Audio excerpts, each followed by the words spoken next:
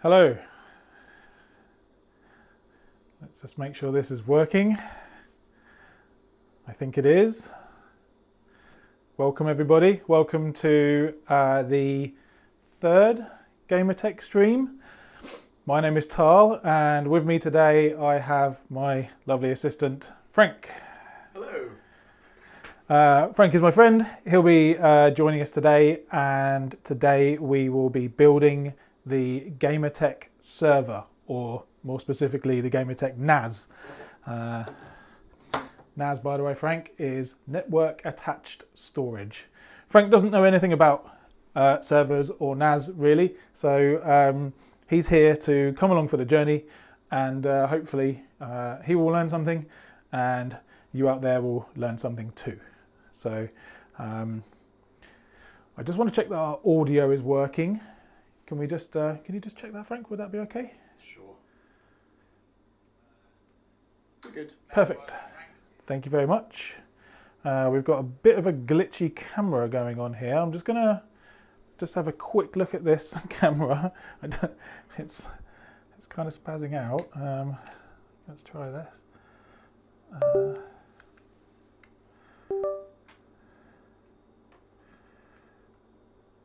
All right.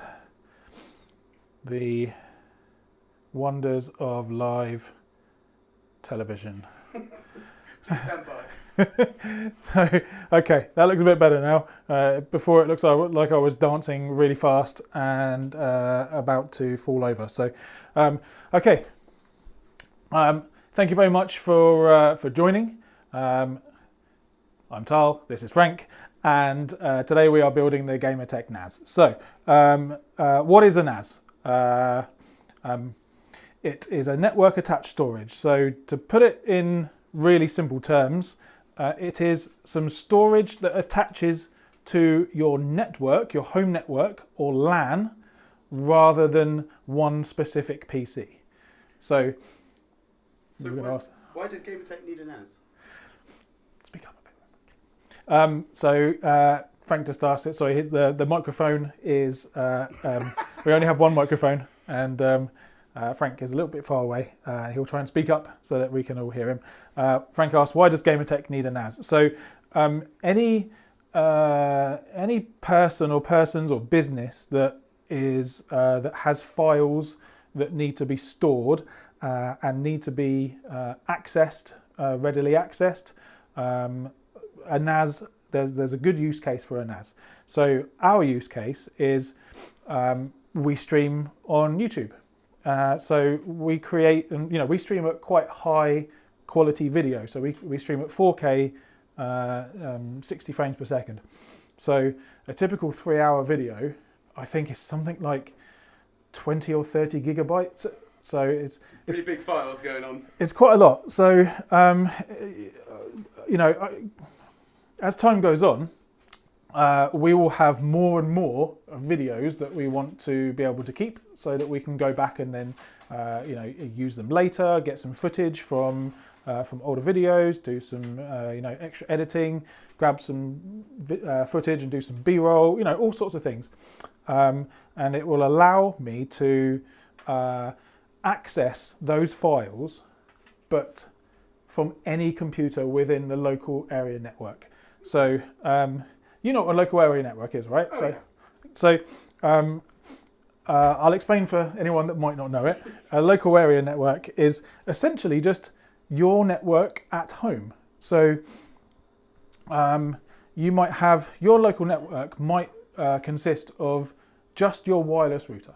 So let's say nothing is plugged in. You don't have anything in your Ethernet cable, any Ethernet ports plugged in, but you've got your wireless router, and every device that then connects to your network is given an IP address. So think of it like an address for your PC, right? Okay. So PC number 1 might get 192.168.1.1, and then your phone might get 192.168.1.2, and so on for however many devices you have. So your router or switch, or however you've got your network set up, then is able to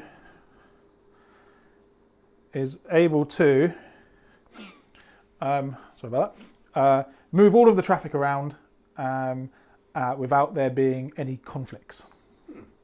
The idea behind the NAS sitting on the network and being attached to the whole network is that then any of your other devices that connect to that network, whether it be by Wi-Fi or by cable, through an Ethernet cable, will be able to see and then access the NAS, the server. There we go. So you can just store everything in one place. You can access it from everywhere. You can store everything in one place and access it from everywhere. So there are so many use cases for a NAS. I'm sure you can think of some use cases. What do you think? What would you use a NAS for?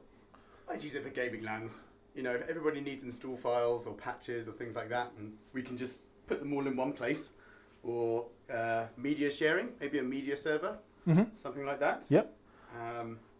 So the home LAN and playing games with all your friends is a fantastic use case.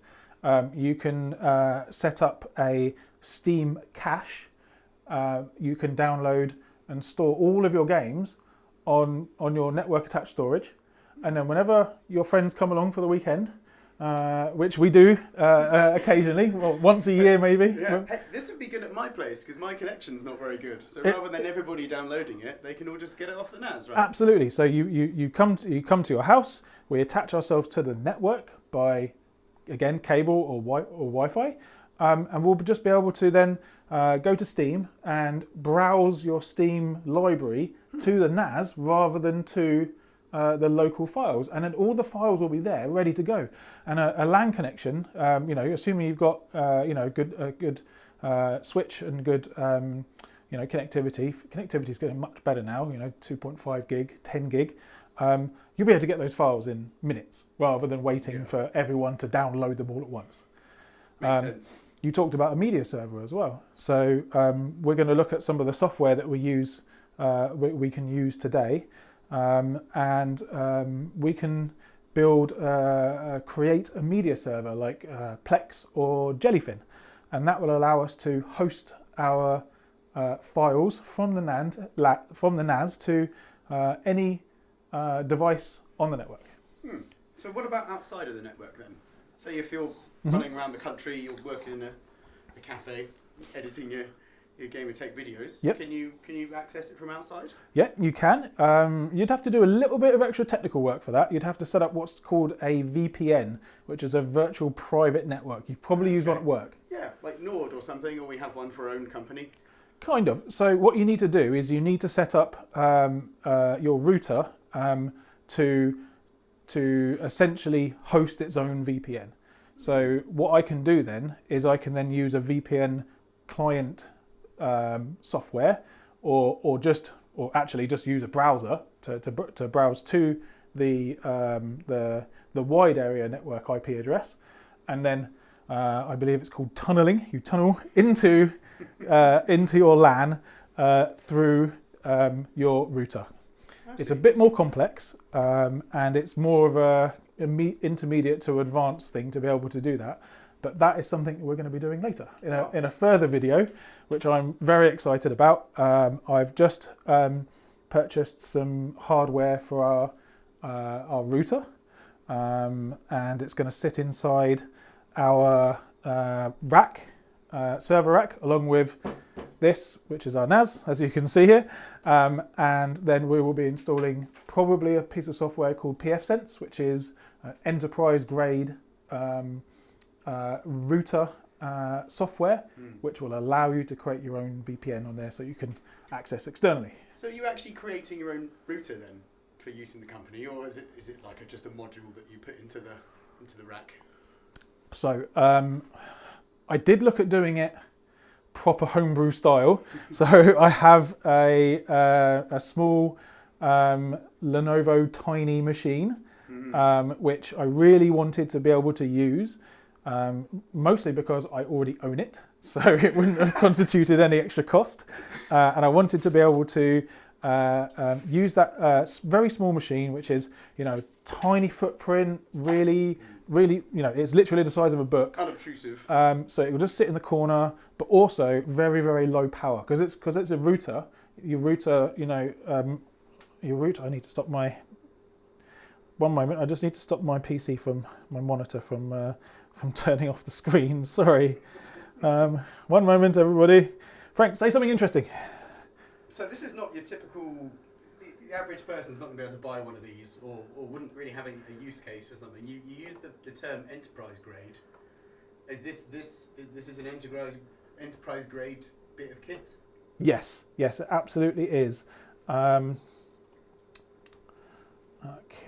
I mean, I expect there are people out there who would like such a thing. I mean, are they available for personal use? Yes. Sorry, Frank. One moment while I just. Multitasking is a difficult thing, so I think I'm just turning off the. Okay, right. Okay. Sorry, Frank. Ask that question again. So are these things NASs available? NASi for personal consumption, for personal use? I mean, you said this is an enterprise grade bit of kit. This one in particular is what you would consider enterprise-ish level. Yes, I would say this is kind of hybrid enterprise. Okay. Because it's got some components in it which are definitely enterprise level. It's got some components which are not. So I will go over the components in a moment. But you can build a NAS out of anything, right? You can build. All you need is a computer with some storage, whether that be slow hard drives, spinning rust, spinning disks, yeah, or fast SSDs, and a network connection. So pretty much any computer has that, right? So if you have an old PC that you, let's say you buy a new PC from Gamertech.org, and your old PC, which by the way, Gamertech.org will have a service where we will be able to trade in your old PC. We won't be doing that straight off the bat, but that's going to be coming very soon. If you decide then you want to take your 10-year-old PC that you've had knocking around, it's just like really underpowered, it doesn't do much anymore. I mean, mine's in the garage. Well, so. Okay, there we go. So you'll be able to repurpose that as a NAS. Just put some storage in it. It's really simple. You really want to use some different software rather than Windows, but we'll go through that later. In terms of what Gamertech offer, if anyone wants to have a look at what options we have available right now, you'll be able to find those on nastech.pro. So that's NASTECH.pro, nastech.pro, where we've got a super simple website set up by yours truly that took about 5 hours, but looks like it took about 5 minutes. But you can, it's a fully working website. You can configure your NAS on there, and you can buy those with a Gamertech warranty, and I'll build those on stream, and I'll be able to deliver them to you in the same way that I would with a gaming PC if you were buying from Gamertech.org, when that comes soon in about 1 month. Right. A good friend of mine said to me quite recently, and he's into his startups, he said, the thing about startups is you just got to start. And it might look like it was built in 5 minutes, but if it works, it works. It does work, yes. If anyone that's watching wants to just have a little look at nastech.pro, you'll be able to see that it does work. And I think there's some good options on there. So you'll be able to buy, so we've got 2 different chassis, one with a 4 bay, so you'll be able to put 4 drives in there, and these are typically you would use 3.5-inch spinning rust HDDs because they have massive capacity, right? So you can get 20 terabytes in a single disk these days. Wow, I was just about to ask you how big one of these things could go. Yeah, so I mean SSDs obviously are much faster, much better for high availability, but if you just want to store files, and you don't really need to worry too much about the speed in which you can transfer them on and off your NAS, then what we've got here today, although these are enterprise level SAS drives, a standard hard drive, anything from, you might buy a 2 terabytes, 6, 8, 10, 18, 20, and we've got a 4 bay option and an 8 bay option, both of which are what's called hot swappable. So Okay. What does that mean? hot swappable is exactly this. So if I just show you, if you want to come just to the side here, Frank, Okay. I'll just show you real quickly. And fabulous camera lady, if you can come down here. So hot swappable means that at any time, even when the server is on, you can open up your drive bay, remove your maybe faulty drive. Let's say Even when it's running. even when it's running. Yep. Okay. You can, let's say this is a faulty drive, you can replace your drive. It's now working. Back in the chassis. And it will just reinitialize. Is that back in properly? Yeah, it will reinitialize and the software will do its thing. We'll go through that later, but the software will do its thing and it will reinitialize it back into the pool of available hard drive space. Okay, so you talked about a drive failing there. So are there potentially issues with using spinning disks, or is that not a problem? No, not really, no. I mean, spinning hard drives, spinning rust as they call them in the biz, have been a thing for, well, I mean, since the beginning of computers, really. Yeah. I mean, you think back to when you had your first computer, it had a spinning hard drive in it. Yeah. They've been perfecting these things for years. They're now faster, they're quieter, they use less energy, but most importantly, they have massive capacities, 20 terabytes per drive, and that's a consumer grade drive as well. You can go and buy that from any technology retail store. Yeah, I mean that seems crazy. I mean, I don't know how far back your computing history goes, but our first machine that we got was as an Apple Mac in 1992, and it had a 20 megabyte hard drive. So, yes. I mean, you're talking about 20 terabytes per drive now. I mean, this is just it's crazy how far we've come. Yeah, absolutely. They're a lot better these days. And I don't know the numbers off the top of my head, but the mean time between failures on they're probably prosumer drives, so not consumer, not professional, but prosumer. So something like a Seagate Iron Wolf drive. The mean time between failure is, we're talking millions of hours. Yeah, right? Of constant use? Of constant use, yeah. Wow. So have a look on Reddit. Some very smart person has probably done the math of if you have 20 drives or if you have 4 drives or 8 drives or whatever, what the average time between a failed drive is. But it's a long time, right? So not something you usually have to worry about. But of course, having the hot swappable functionality in a NAS is super important, because what you don't want to do is you don't want to bring down your server, your NAS. I might say server, I might say NAS. They're interchangeable. A server is a very wide description, whereas a NAS is a specific type of server. Okay, all right. If I say either one, they're kind of. I'm roughly meaning the same thing. They're not exactly the same thing, but they're roughly meaning the same thing.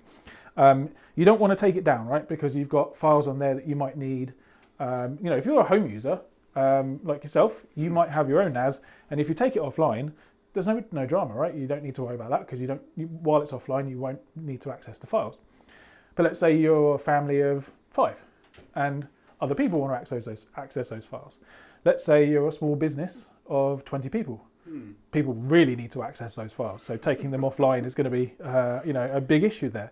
So if you're an enterprise of 500 people, so taking your server, your NAS offline is something that you want to do as little as possible. So having a hot swappable chassis, which this is, and which the 2 chassis that we have available at NAStech.pro and are hot swappable. So you don't need to worry about that. Okay. So what happens then if the drive that fails, or the drive that you want to take out, is the drive that has the file that's being used on? Is there something to protect that data, or something to allow somebody to continue using it? That's a really good question. I will answer that in more detail a bit later. Okay. But the short answer is that the data is kind of written across all of the drives. Okay. But in a way that if one fails, you still have all of your data. Right, like a backup. Yeah, it's called you set it up using what's called a parity drive, where let's say if you have 4 drives, one of them will be your parity drive, which means you can have one failure before you lose your data. If you had 2 failures at the same time, you would lose your data. But that would be very unlikely. That would be very unlikely. If you have one failure, you just take it out, like I showed you earlier, put a new one in, you wait a few hours for it to reintegrate it back into the pool, and you're sorted. Great. You can also set it up so that if you have more disks, for instance, let's say you had 8 disks, you might want to use 2 of them for parity or for redundancy. Just to be doubly safe. Exactly. You could even use 3 of them if you wanted. So there are different ways of setting it up. Can I assume that affects the total capacity because you're having kind of multiple copies of the files? You're a very smart guy, Frank. Yes, it does. So if you set up 4 drives and you're using one of them as the redundant parity drive, you lose that drive as your usable storage. Oh, I see. So you might have 20, 40, 60, 80 terabytes, but using one for parity, you have 60 terabytes of usable storage. Okay. But you just make a trade-off. But it's a trade-off. So it's all about your own personal use case. So if your data is not valuable at all and you don't care about losing it, you probably wouldn't use a NAS that allows you to have redundancy and protects your data, right? But if you're using, say, video files that are reasonably important, you might have one of those drives being used for redundancy, which is, pretty good redundancy. Yeah. If you've got 4 drives and your files are really important, you may want to put them in a mirror configuration so that you've got 2 for storage and 2 for parity. So you're doing half and half, and that means you can have 2 drives fail before then you have a problem. lose your data. So it is really about your use case, and the more drives you have, so our chassis, for instance, has 20 bays. So in here, you can really kind of choose any configuration that you like, And again, we'll go into more detail a bit later. I feel like we're probably going to be here all night if we're still in the intro, so we should probably move on. But thank you for your questions. I really appreciate that. I want to help you learn, and also our viewers out there, all 2 of you, thank you, whoever you are, we love you. Tell your friends. All right, let's move on, shall we? Let's move past the introduction and just do a couple of little things before we do that, some housekeeping. So please remember to like and subscribe and put some questions down in the comments if there's anything you want to know. I should have some, it doesn't seem to be working here, much like I should have some live comments here, but let's see if there's any chat. If there's anyone in the chat, could you just write something in the chat? Oh, Frank, you've got yours, haven't you? Could you just write something in there? Yeah. Just to make sure that's working. And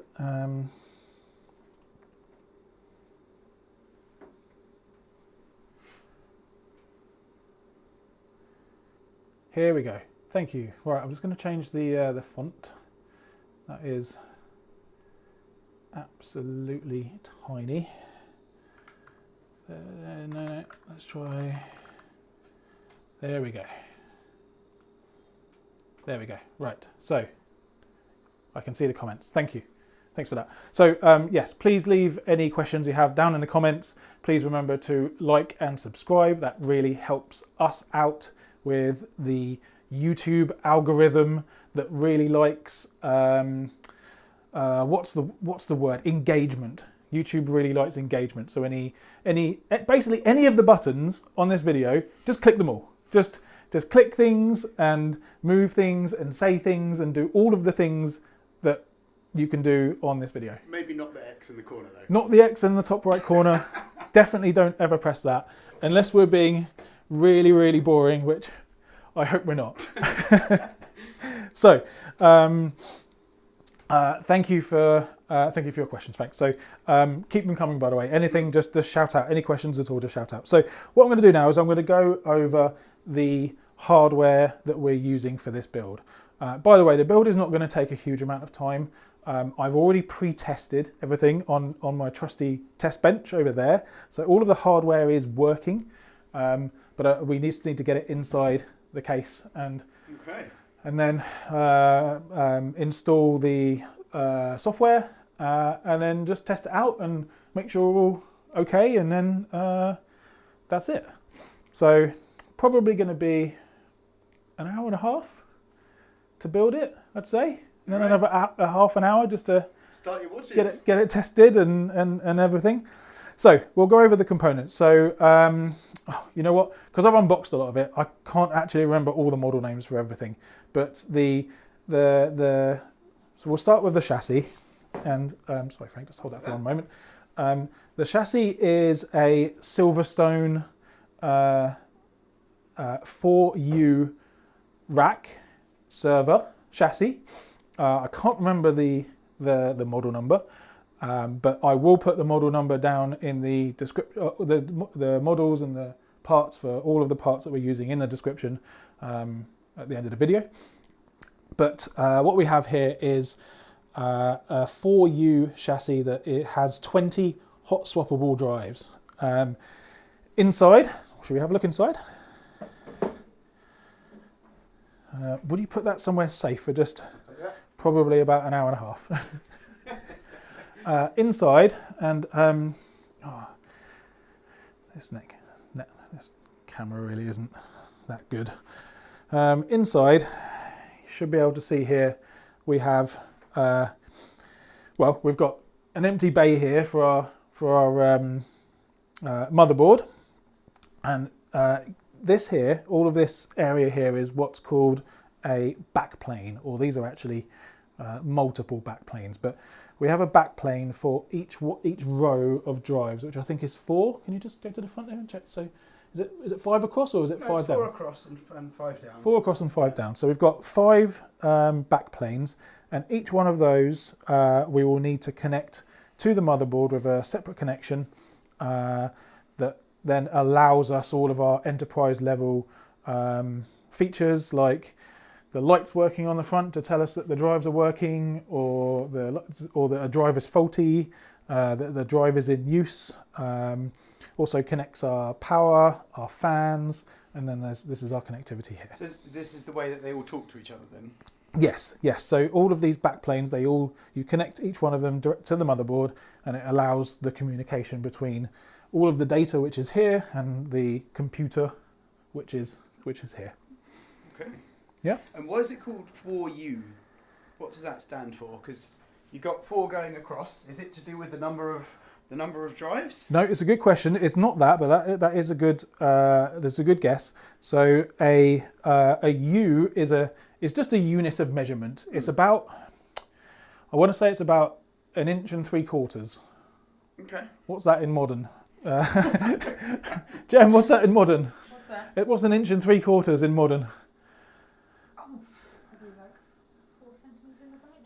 4 centimeters? Yeah. No, it'd be a bit more. Wouldn't it be a bit more than that? Okay. Anyway, Jem's going to get that important data for us. Jem's our camera lady, and oh, Jem, can I just can I point this at you for a second? If you wish. Do you wish? Yeah. Go on. Okay. So here's Jem, our wonderful camera lady. Thank you for your hard work. 4.4 centimeters. 4.4. Wow, that's pretty close. Thank you. There, that's a pretty good guess. 4.4. So a unit of a U is just a unit of measurement. I think it's about 4.4 centimeters or 1 3/4 inch, and it just designates the size of the chassis in height that fits into a rack. I see. I'm not going to point my camera down where the rack is because it's super messy down there, and everything is just kind of set up as testing and not actually ready to go yet. It looks really really bad. But essentially, it's the height of the system. So a typical server that's used just for compute that wouldn't have all of these drives in, and all that would have is just the motherboard and the processors. That would be 1U, and that's about that thick, right? All right, and then maybe like in a larger office environment, you'd have these going into a big rack. So typically, it all depends on the use case, right? So because the use case for this is storage, being a NAS, you need to have 4 U's. I think they do 5 U's as well. I think 5 U's is the most for a chassis. Sure. That allows you to put lots of drives in there, right? If it was just 1U, you'd literally be able to fit whatever the width is, 1, 2, 3, 4 drives, probably just 4 drives, right? Sure. In fact, not even that, because there'll be lots of other stuff going on around here as well. So that's why I said this is kind of prosumer. Another way that you might set this up in an enterprise, in your business, is you would have your server rack, right, which is this thing down here. Yeah, right? I see it. I'm not going to show you this, people. I'm sorry, because it's messy down there. But a rack allows you to store all of your server components, right? All of your server components which are rack capable. Excuse me. And a typical setup might be you would have a 1U chassis for your compute, and then you would have a 4U chassis which is just used for all of your storage. And they would connect together using a cable that comes out the back and goes in the back of the other one. But you would have separate compute and separate storage. This, being a 4U chassis, just allows us to do everything in one chassis, right? Okay. So it fits everything. So it fits the motherboard, it fits all the storage we need, it fits some nice big fans, because the smaller your fans are, there's a little fan. Oh, that's really diddy. This isn't a server grade fan, but this is the kind of size that you get server grade fans, because this is what fits in a 1U rack. I see. Okay, Right. sorry, a 1U chassis. This is really small. So you put this into your server, but they'd be really thick. So they would be probably 3 times, 4 times as thick as this, and they would sound like an aircraft taking off. Right. Okay. So that's not really ideal for our current premises. Yeah. But if you were building your server and your server rack with many servers and much storage, It would have its own you room, would do it in the server room, and Yeah. you wouldn't care how loud it is, because it would just be in a separate room. I care about it because I need to work here as well, and I don't want to. You don't have to shout all the time. Yes, I don't want a 747 level noise 24/7. So being a 4U also then allows me to have 120mm fans, which are a lot quieter. Oh, okay. So these are the fans. You can see that these are quite a lot thicker than what you would get on a typical... Like sort of at least twice the thickness of your normal desktop fan. Yeah. I should have a desktop fan knocking around somewhere.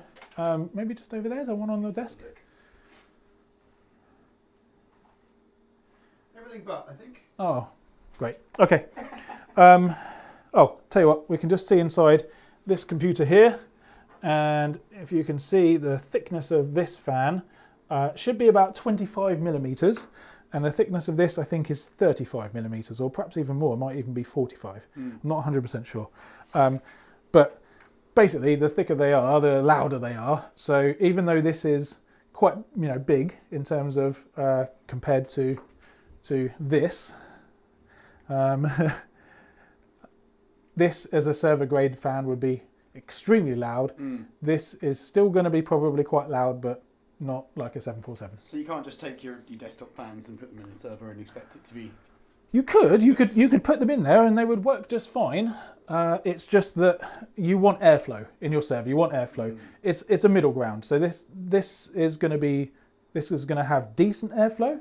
But if if your fan was twice as thick, it would have much better airflow. Okay. But it would also be incredibly loud.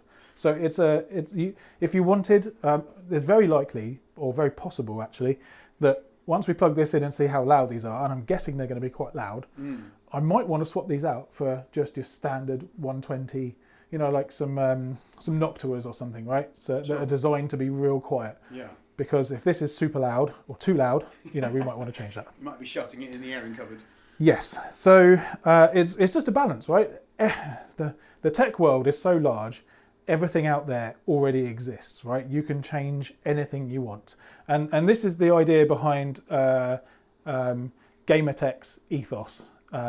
Is that we're going to have one of the best, if not hopefully we're aiming for the best configurator on the market, which will mean that you as a customer will be able to come to our website, build your dream PC, or in this case, your dream NAS, which you'll be able to do on our sister site of nastech.pro, and you can design it however you like. If you want small fans, you can have small fans. If you want thick fans, you can have thick fans. If you want fans that have 100 LEDs in them for your crazy rainbow puke RGB look, you can go for that as well. We will have so many options that you might not even know what to pick, but we have a number of things that will help you to be able to pick. First of all, we'll have two different views in our configurator.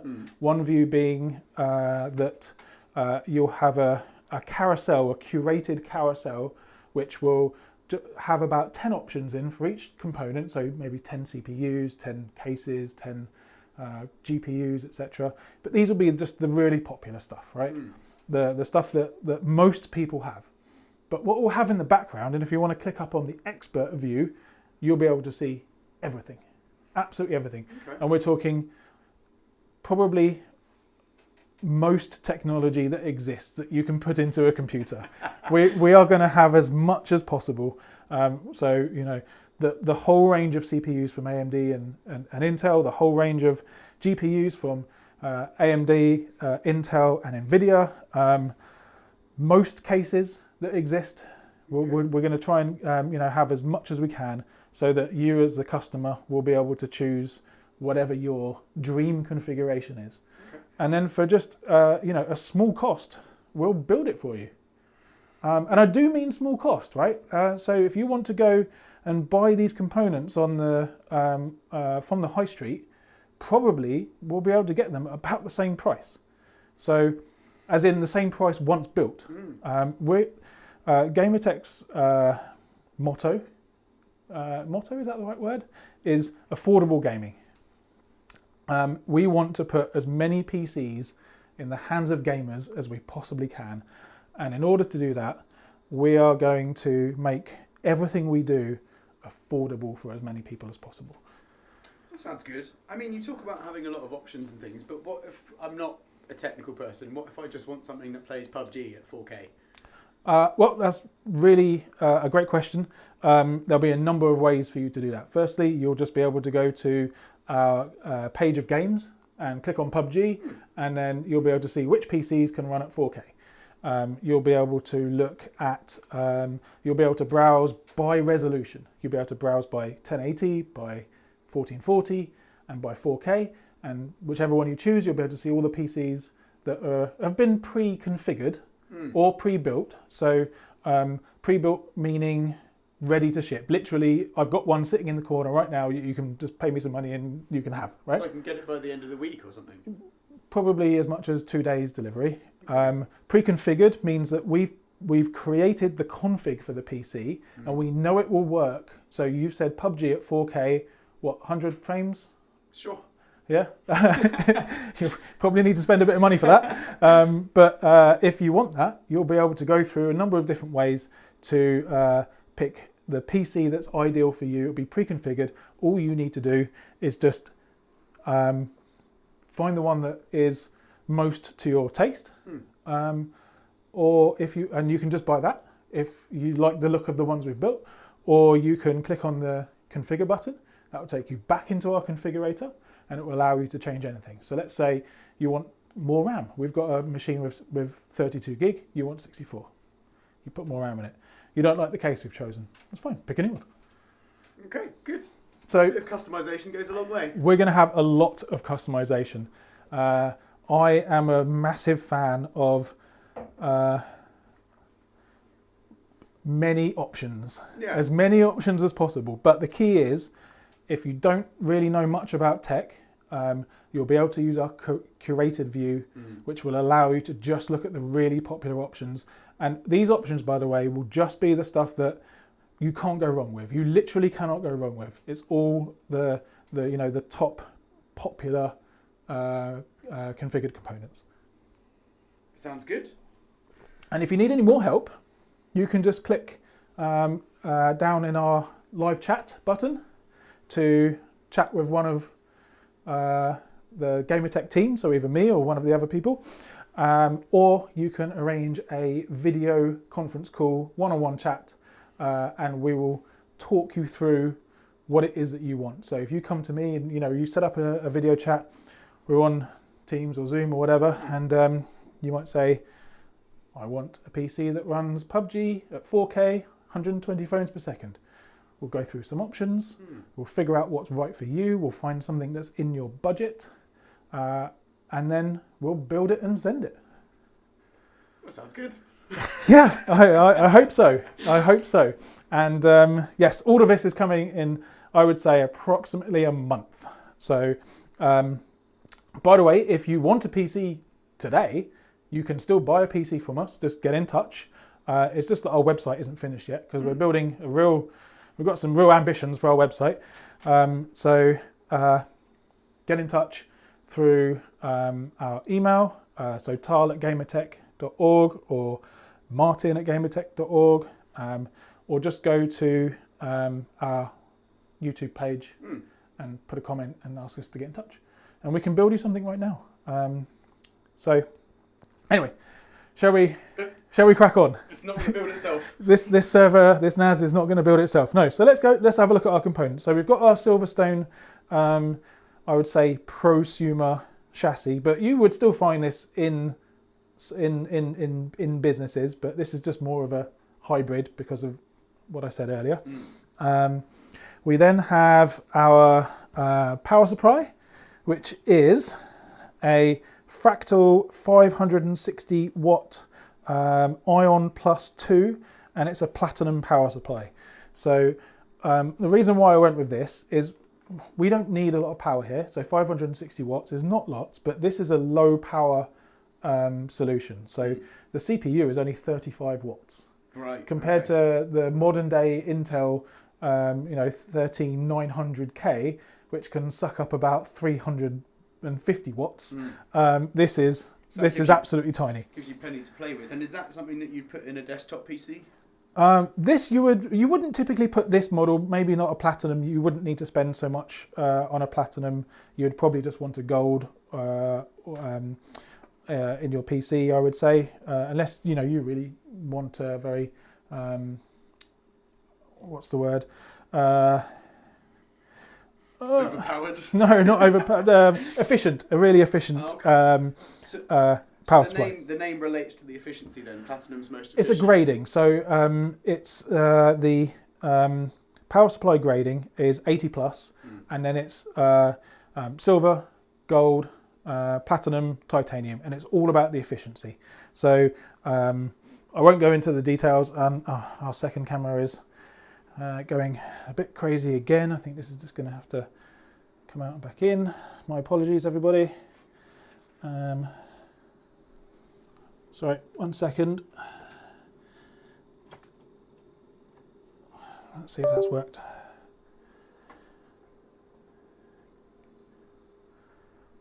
Okay. And we're back in the room. We're fine. Okay. And yeah, so it's power supply sizing is, bit of a fine art, unless you know what you're talking about. You really have to size your power supply for your application, right? So here we've got a super low power CPU, which is 35 watts. We've got no GPU, so we don't need to have, so GPU is where most of the power goes, right? Pretty power hungry. And then what we have is up to 20 drives, which they typically take about 6 to 8 watts of power per per drive, so it's really none. So 560 is what we've got here. That's plenty for this build, and it's the reason I went with Platinum is because a server or a NAS is going to be on 24/7. So you want as an efficient as a power supply as possible, right? So especially with the cost of living going up. yes, exactly. So so that's our power supply. We then have we've got 3 of these fans, and Jem, if you want to come in on these, you can see these came with the chassis. This is the Silverstone fan that comes with this particular chassis. Now, if you look at which way is that? If you look at the width of those, these are much thicker than your typical fan. I think 25mm is your typical fan width, depth, and this I believe is probably almost twice that. So these are going to be quite loud. I just don't know exactly how loud, but we'll see. And these are hot swappable as well, by the way. So I'll show you the mechanism later, but they basically just plug in and they come out while the system is on. Oh. So you'll be able to pull the chassis out of the rack, because the chassis is going to be on rails. Pull the chassis out of the rack on its rails, and you just open up the top like we did earlier, and then this will be, you know, the fans and the drives will be hot swappable. Nothing else is hot swappable. You don't want to touch anything else when it's on. just the fans and the drives at the front. We've then got a couple of Noctua fans to go in the rear just for an exhaust. These are 80mm something, the NFR8 Redux, 1800 RPM, those good little fans.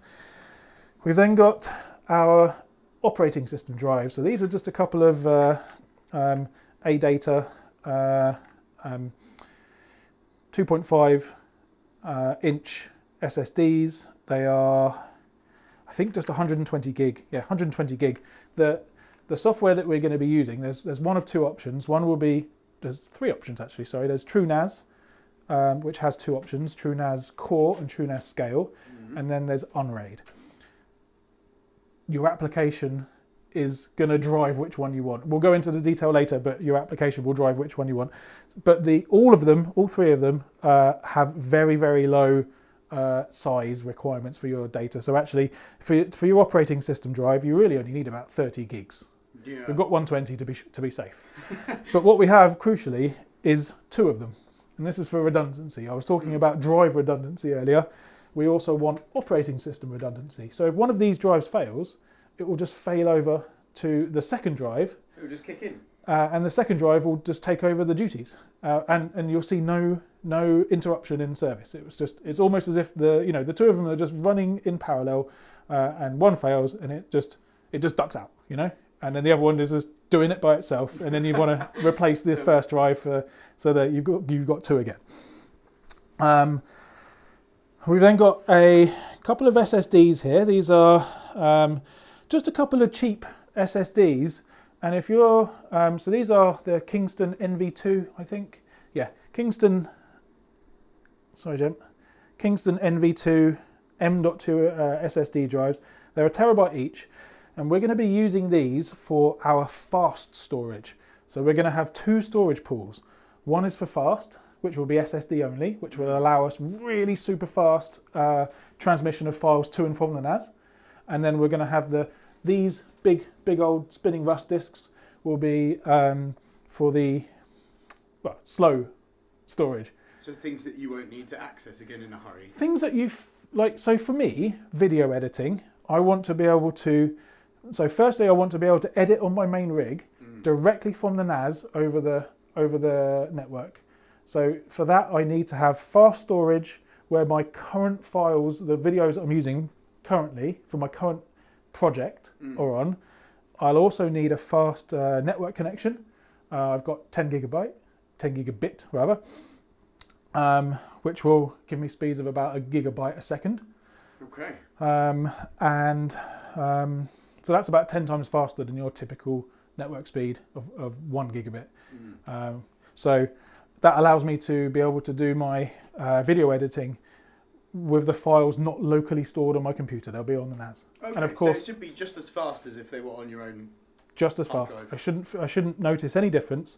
But of course, I've got the redundancy and the protections of the NAS and the software that run it, meaning that while I'm editing those files, if the one of these disks dies, the other one has all the data on it still. So you have redundancy for everything. Redundancy for everything. At the moment, apart from the power supply, I'm going to get a proper server grade power supply so that we have redundancy there as well. But you think about the alternative. Let's say you're on your PC, your editing PC, and you've got your single fast SSD on there, your M.2 SSD, and that's what you use to store your video files on that you're editing. Let's say you're in the middle of a project, you're editing away, and your drive fails. That's your data just gone, literally gone. Yeah. So if you've then spent 3 hours recording a video, and you're then in the middle of editing it, and that drive fails, you've lost all of that video that you've spent hours recording. Time is money. Time is money, exactly. And that's what, that's one of the many use cases of a NAS.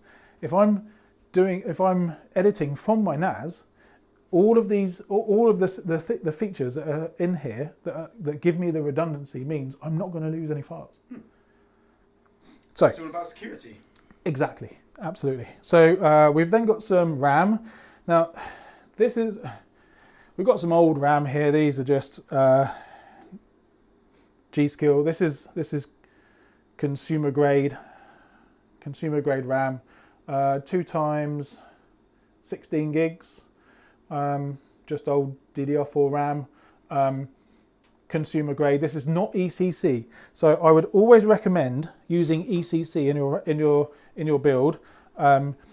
We don't have any ECC memory yet because it's on order, and I'm waiting for 2 lots of 64 gig sticks to go into our NAS, so we have 128 gigs of glorious memory to use in our NAS. Wow.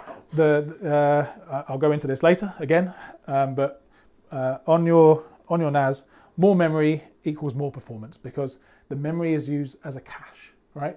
So what it does is it caches the files that you store, that you move in and out of the NAS in the memory, and then basically uses that as a cache so that you can swap files really quickly, move files in and out really quickly, and then when you're done moving it in or moving it out, it just then puts it into the slow storage. When the dust settles. Exactly. Files it away. So I would always recommend using ECC, and ECC is error. Oh God, I've said that now, and I can't actually remember what the other C stands for.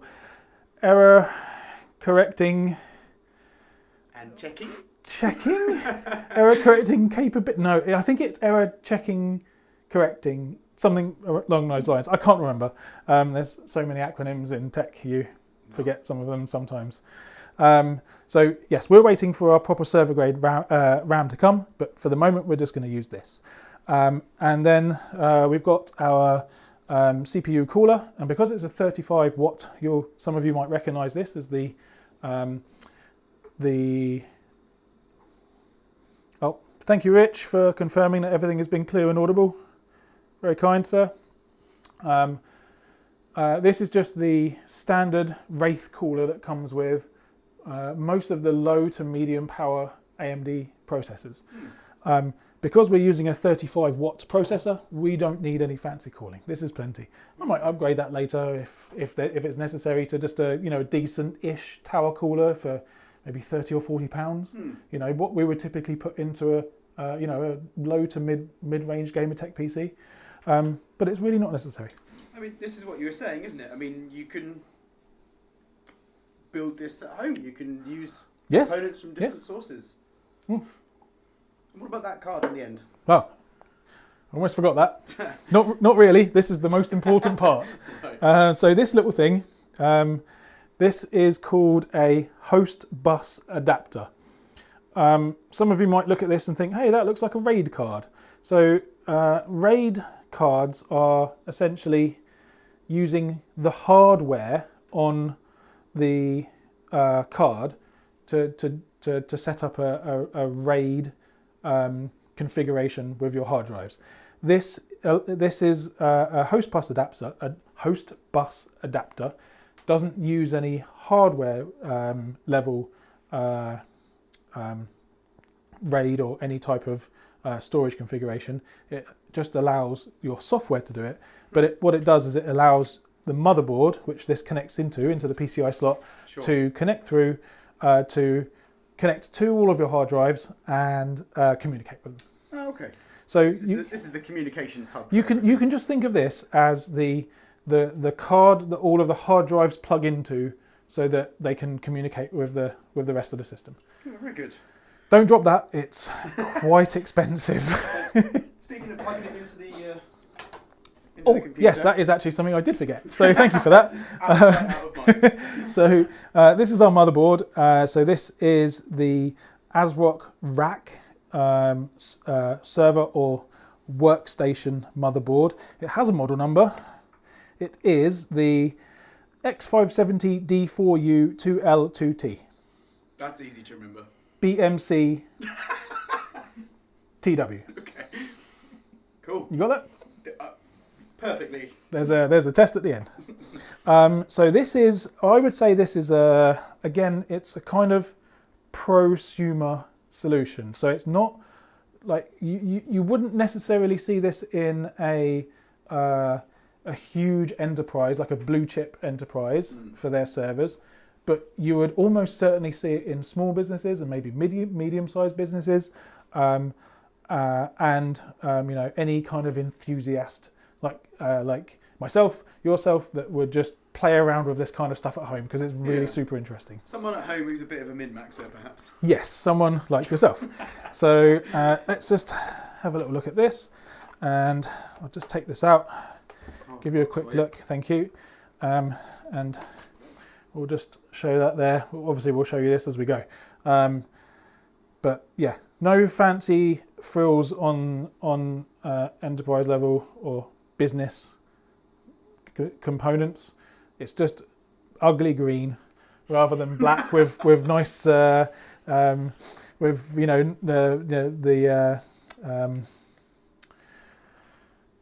graphics and lights and everything on it as well. But it does what we need it to do. So it's an X570 motherboard, as I said. So that allows us to use any of the Ryzen chips, such as this, which is the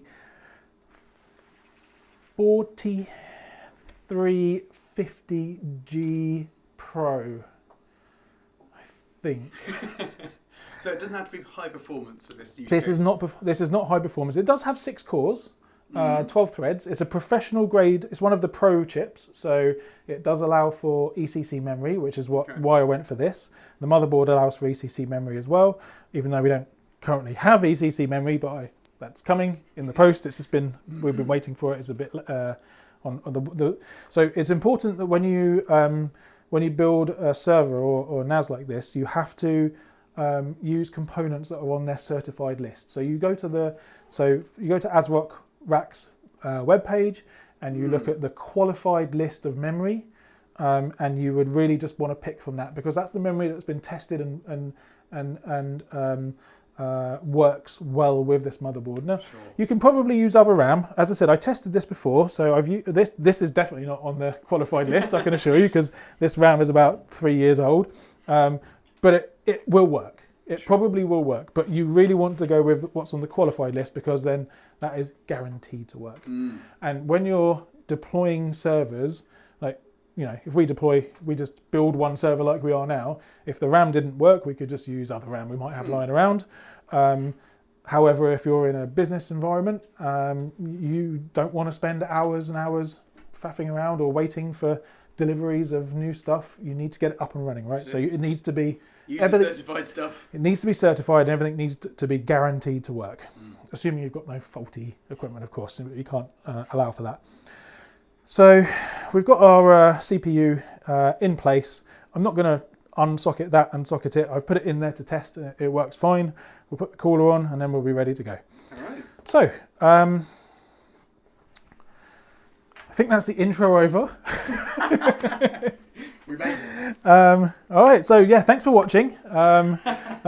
Coming soon in part 2. No, just kidding. We've got a little bit more to do. I tell you what we'll do is, since it's Easter, we'll have some chocolate. I think our beautiful camera lady is probably dying for some chocolate. Can you catch? Excellent. Franco, would you like some chocolate? I'll take it as well. Excellent, and I'll have one as well. Got to keep our energy up. That it's just bad. So this is our second camera that's just a small, it's a 4K webcam, so you'd expect it to be pretty decent, but it's not great, unfortunately. Do we know that it's dropping frames on the stream? It's not dropping frames, it's just bad. So yeah, I don't know what to do about that, but it's what we've got. So Your camera recommendations in the comments. yes. Right, so let's get to building, shall we? All right. And we're going to go through this pretty quickly because we've spent a lot of time talking about the components, and we've spent a lot of time just discussing various things. The build itself, you're probably not too interested in watching a couple of guys just put some things into some other things. So we'll fly through this, I'll tell you what we'll do. We'll put some music on the stream as well. So.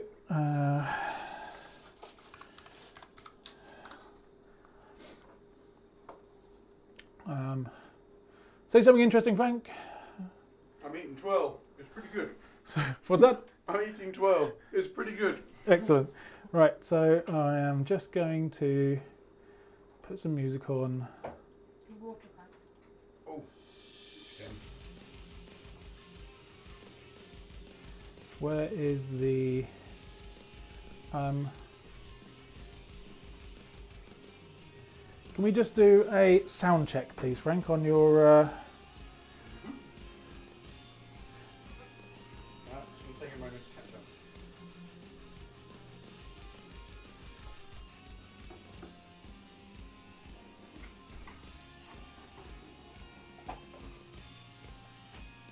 Okay.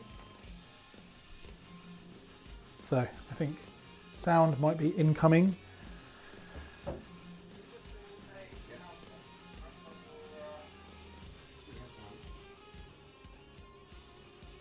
Does it sound okay? Yeah. I put on. Yeah, it isn't. What a great song. All of the music we play is commercially available and royalty-free music, which is mostly from SoundCloud. Other music platforms are available. Yeah. And You'll be doing your media training, I see. yes, thank you. And mostly it's just a load of video game music. There's Final Fantasy in there. There's loads of Nintendo stuff, which I really hope that that royalty-free thing works. Yeah. Otherwise, Nintendo are going to be coming for us. You know what they're like. So there's some Mario and Zelda and all sorts of cool music in there. So hopefully that's working fine now. So yes, we'll now go to we'll get this built, and we're just going to do this as quickly as possible. Maybe we'll just turn up the music and not talk too much.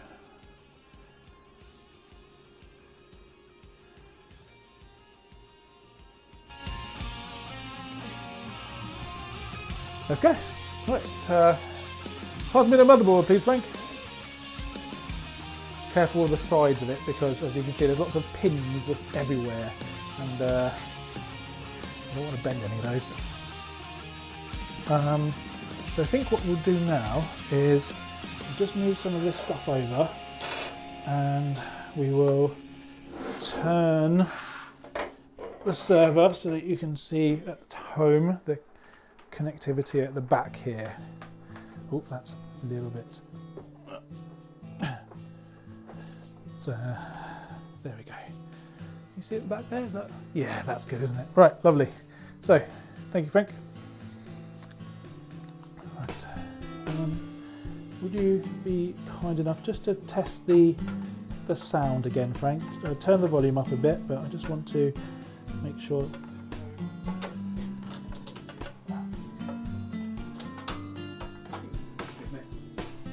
Yeah, it's okay, is it? There we go. Right.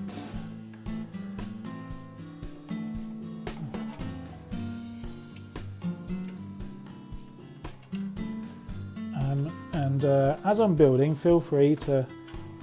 You know what? If you're okay with such a thing, as I'm building, I'll transfer the mic to you, and you can be the primary microphone holder. I'll take that off you. Thank you.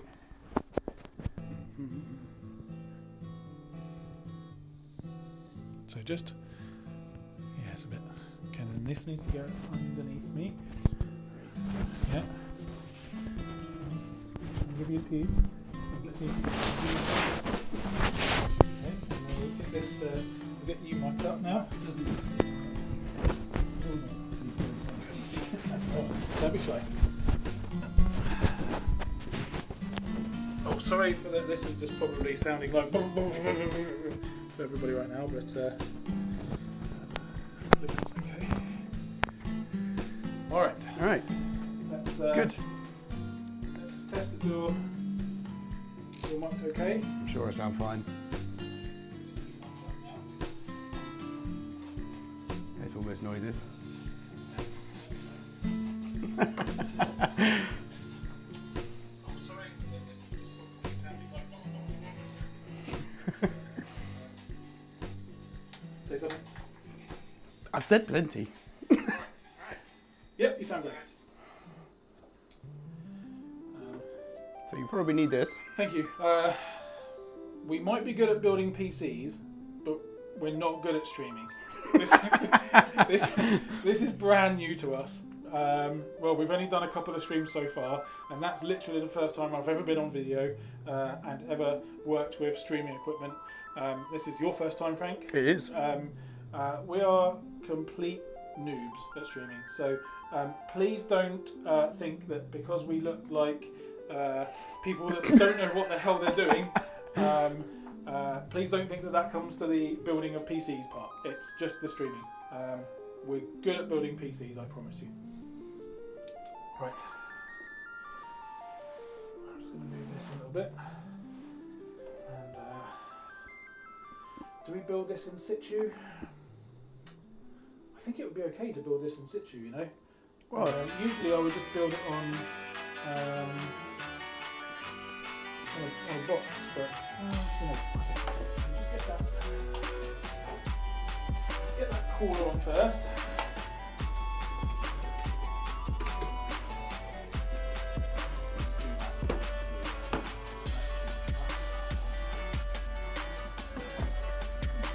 One thing that you can do is man this section. oh yeah, let's do that. So we're pre-pasted, so as I said, I've tested this earlier. All we need to do now is put this back in place, there, and then get our trusty OTT screwdriver. Thanks, Linus. I'll say thanks, you didn't send me money for it. It looked like I was saying thanks. Well, our free screwdriver definitely wasn't. So what we do is we just put a little bit of torque around all four screws so that they're in place, and then we want to do even torque around in a kind of X fashion. So two screws here, and then two screws there. There, we just make sure you have the right one. There we go. That's better. And with the race cooler, it's super simple. You just screw it until it won't screw no more, which is kind of handy. Some coolers don't have a, what would you call it, bottoming out or final stage, which is we go. Kind of prevents you from damaging it, I expect. Yeah, so it just prevents you from putting too much torque through the screws. And now we're happy. So, this is slightly different to how we would usually build. This is still a computer, but it's in a slightly different chassis. So I'm just going to think about this as I go. I haven't built it inside here yet. So it's going to test it.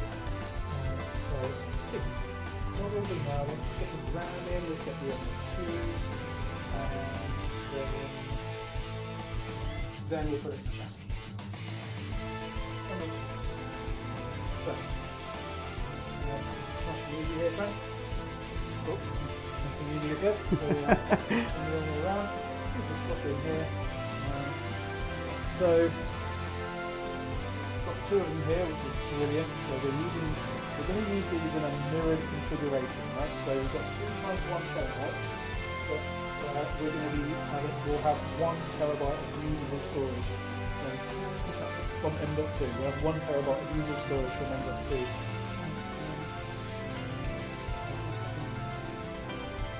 It will automatically connect everything. Please stand by.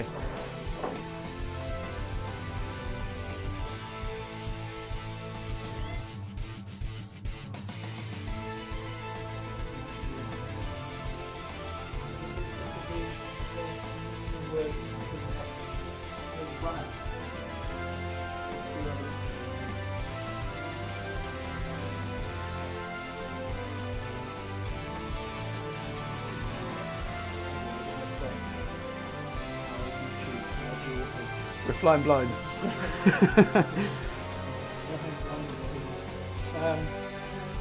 So yeah, we'll just be using the, we've lost our point, but we've got Frank's down here, so we'll go through them. So, sorry, what I was saying is that we have 2 M.2s for our fast storage, okay? And when I'm talking about fast and slow storage, and the SSD versus the hard drive, all of that will become a bit more, will be revealed to you when we talk about the software, which will be short, okay? But essentially, we're going to be using these in a mirrored configuration, which means we'll have half usable capacity, but very high availability, because if one drive fails, we can replace it, and all of our data will be safe on that one single drive. Now, in the event that both drives fail, then yeah, we've lost that data. But this is why you use this your fast storage for your current project, right? So once the current project is finished, let's say it takes you 2-3 days to edit your video, you then put it into the slow storage, into these drives here, which has much better redundancy, because we're using we're going to use a software called ZFS, and ZFS is part of TrueNAS, and that allows us to define various levels of redundancy. As I said earlier, remember 4 drives, 1 being redundant or 2 being redundant drives? Yes, yeah. So, but because this is our fast storage and we want it just to work real fast, and we're not too worried about these failing, because we're going to be moving it from this to the slow storage pretty shortly. done, right? So does ZFS determine automatically, okay, that you've not used this file for a while, I can move it, or do you set that up manually? Or you can move it manually from just one pool to the other, or one it will just show on your Windows PC, so you'll access it from your editing machine, and it will just show us network drives, U and Z, for instance. Okay. You can move it from the fast one to the like your slow C drive or your Yes, but when DVD-ROM drive or when whatever. you're at work, you've got your local drive, which is your C drive, but then you'll probably have a U drive. the network. Yeah, that's your network drive, right? Okay. Yeah, that's the way that it's set up at work is going to be very similar to how we're setting it up now. So that drive will be a very well protected and with high redundancy levels. Hopefully, it will be. Your business will have hopefully done that. But it will mean that any lost files. Well, there won't be any lost files. It's been set up. I've got the rest of these. Let's get our RAM in, and as per usual, usual, when it comes to RAM, we're populating the two slots, starting with the 1/3.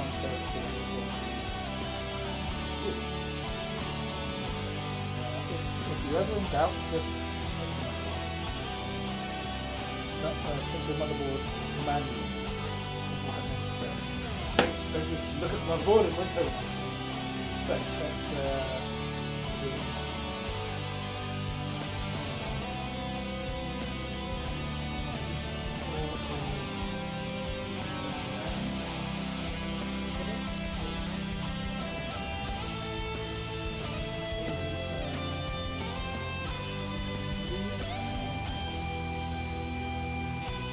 this is the problem with enterprise stuff. It isn't often labelled either at all or very well. You've got too many big fans on it.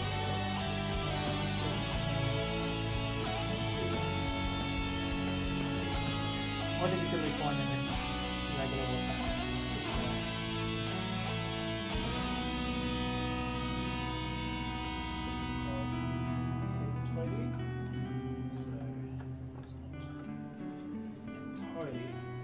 But really this is going to sit inside the chassis 24/7, that we'll never see it, so we don't really need to worry about how good it looks at this point. What matters is that it works. So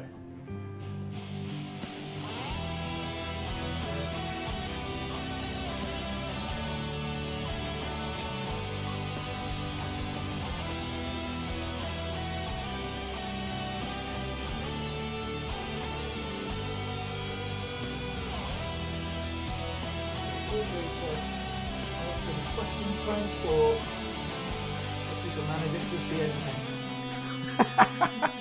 I feel like you're asking a lot, mate. But I noticed there aren't a lot of ports on the back of the motherboard, and presumably it's because it's enterprise grade. I mean, for example, there's no HDMI, no DP, nothing sort of. Is it just a VGA out? So there is actually one HDMI there. If you have a look, you might be able to see it. Oh yeah, I got it now. Yeah. But there's no display port.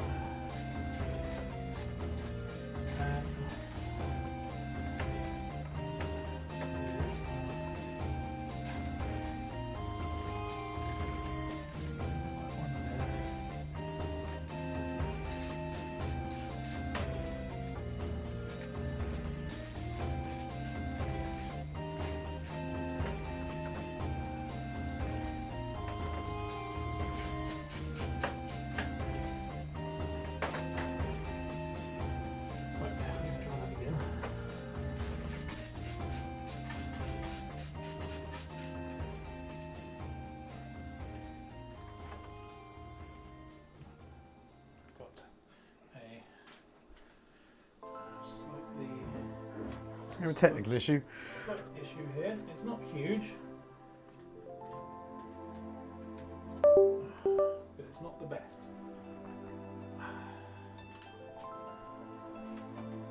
Okay, so that's one of the support struts for the motherboard. Yes. So what's happened is it's just gone in wonky, and it's now come out. I need. An old priest and a young priest. I need to be able to grip this With some pliers, with perhaps. some pliers. I do have some pliers. Yes. Frank, I leave The stream in my the stream hands. and my business and my reputation and my livelihood in Okay. your hands. Good. Okay? Don't Right. screw up. Yeah. There'll be a new "This is fine" gif coming out of this shortly, I'm sure. Be entertaining. I wonder if the motherboard manual's in here.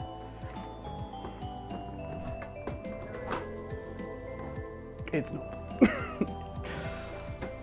Presumably because it's been read. That was quick. I was just hunting for your manual. I'm a man of many talents, Frank. Right. Oh. with this. Can you tell me what these are? Not a clue. There you go. Mole grips. Is that so? Yeah. Okay. Now you want to. Yeah, you do the technical part. The tools are my department. Yeah. PCs are my department, and being entertaining. Yeah. That's definitely your part of it. What's going on here? So all that's happened here is that we've just put the screw in very. The screw's gone in just a bit wonky, and we need to make sure that that. There you go. Does not happen. So put this. You cross the streams, my friend. Yes. So we just tighten those. And we'll use where those things go. Just get these tightened.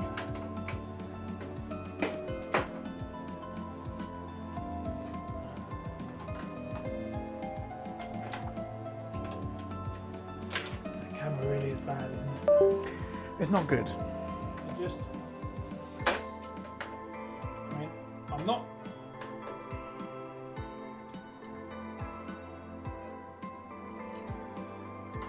I'm not gonna name and shame, but it is a very popular camera that should work just fine. I'd say it belongs in hell. Or something that rhymes with hell. Let's just check what this goes.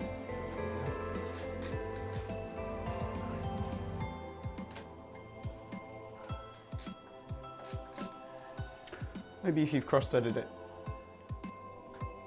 we can just replace it with a different one.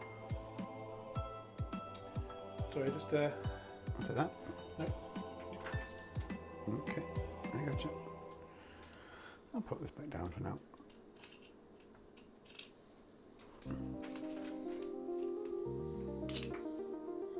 probably not the right way to do this.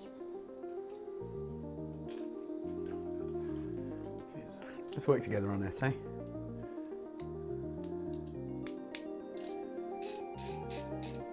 There we go. Right, so that one might be. That I believe is the technical term. Let's try again. Just try it gently with a different screw. So hopefully this one is not beyond repair. Okay. How do you repair a motherboard strut? You don't. You just use a spare one. Because if something gets stuck in there and you can't get it out, you're going to have a very bad time. It's a long day at the office. Yes, right. So, I think I just used the wrong screw. It's the same as that one. That is not the same. Aha, all right. So here's my issue. I, in my haste, just used the wrong screw. We'll cut that out of the video.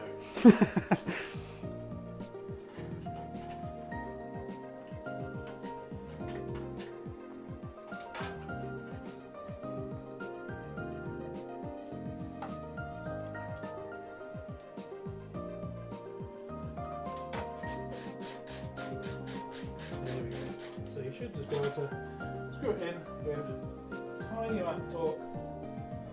Sorry, tiny amount of torque. Remember, you're on the camera now. You're on the. You should be doing more torque. Oh, are you stealing my chocolate? Are you kidding me? I'm slaving away here to build this NAS, and she just steals the chocolate. Did you actually? Did that happen on stream? Have I got video evidence of this? Clip it. Somebody clip that and do something for the chocolate police. Now look, she's cunningly zoomed in. Actually cunningly zoomed in. So it's not visible. You actually did, didn't you? Oh my god. She is a chocolate thief. I mean, You've got to pay her with something. that is true. Alright, okay, look. Can I just have one of the chocolate bars? Will that be alright? No comment. Is that just no comment? One on that one.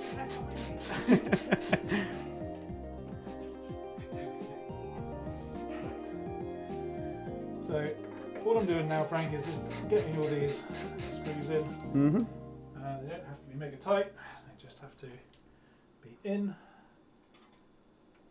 And then I'm going to eat some chocolate before that one gets stolen as well.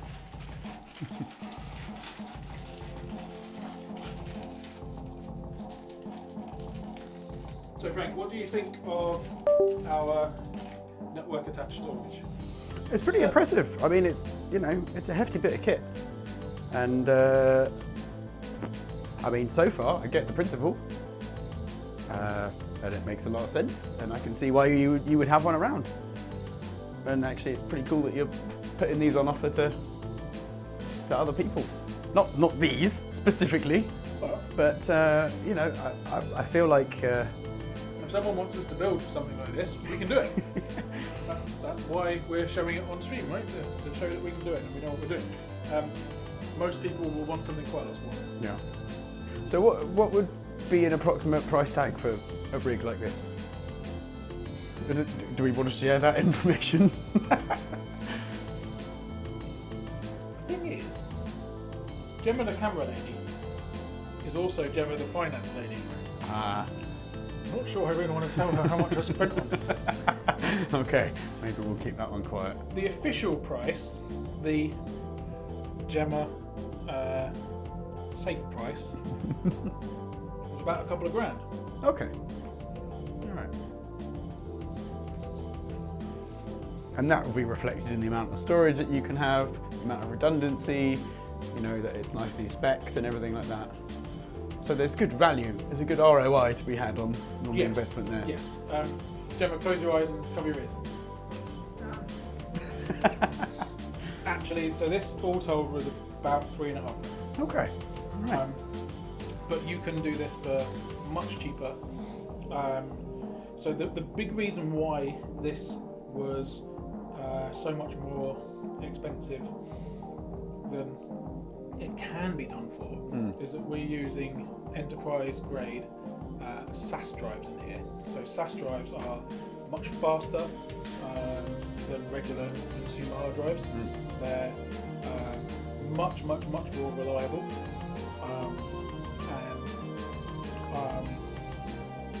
There's something else as well that I'm forgetting.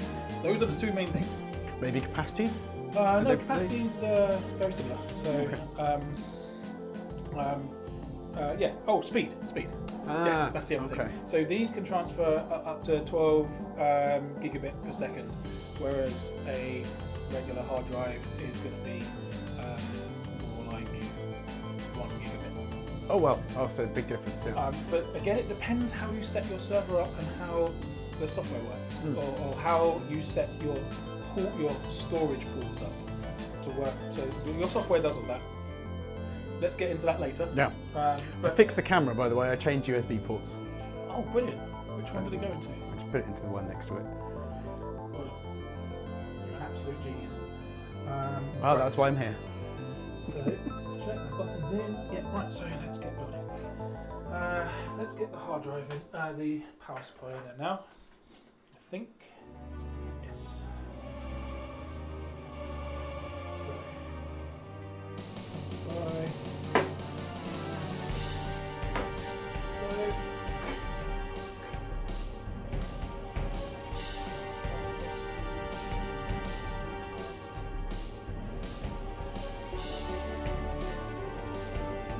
Set it free.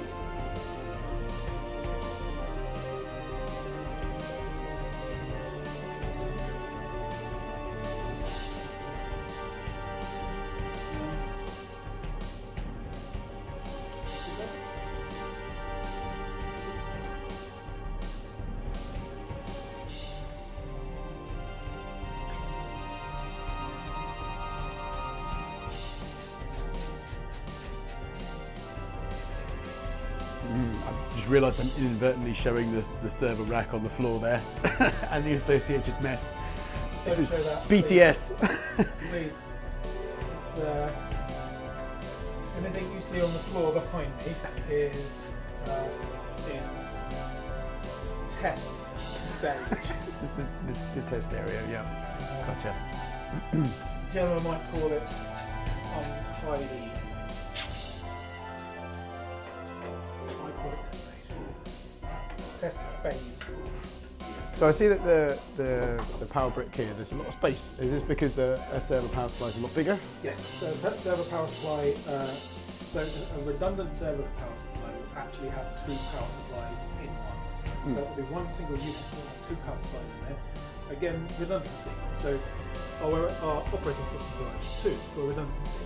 Our hard drive 20 for redundancy. Redundancy of two power supplies. So if one fails, the other one takes over, and then you just replace the faulty one. This one will probably come all the way to about here. Okay. So we'll upgrade that at some point, but this is fine for the moment. I can't get any more funds through finance.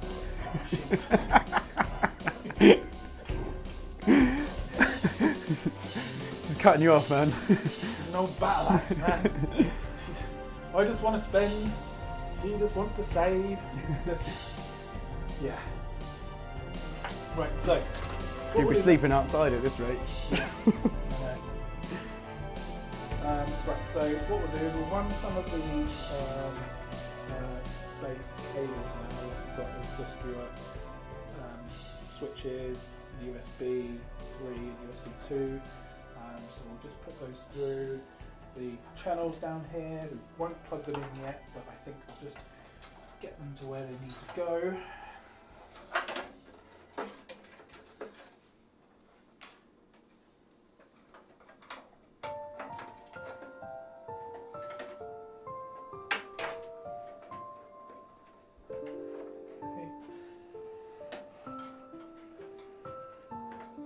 I'm kind of glad this is in a closed box because I'm pretty sure all the wires, I'd be itching to trunk them and Yeah. get my cable management hat So on. we would, if we're building your Gamertech gaming PC, we absolutely will make sure that it's all very snazzy and good looking with wires both front and back. But here, it's just going to be simple and It's the closed box. just a closed box that no one's ever going to look at. So as long as we've got good airflow, that's the main thing. Okay. So we're going to just get our 2.5 inch SSDs up here, and these just kind of, there's a little knack to this, I believe. So I put the things on earlier, and then we just, so I think,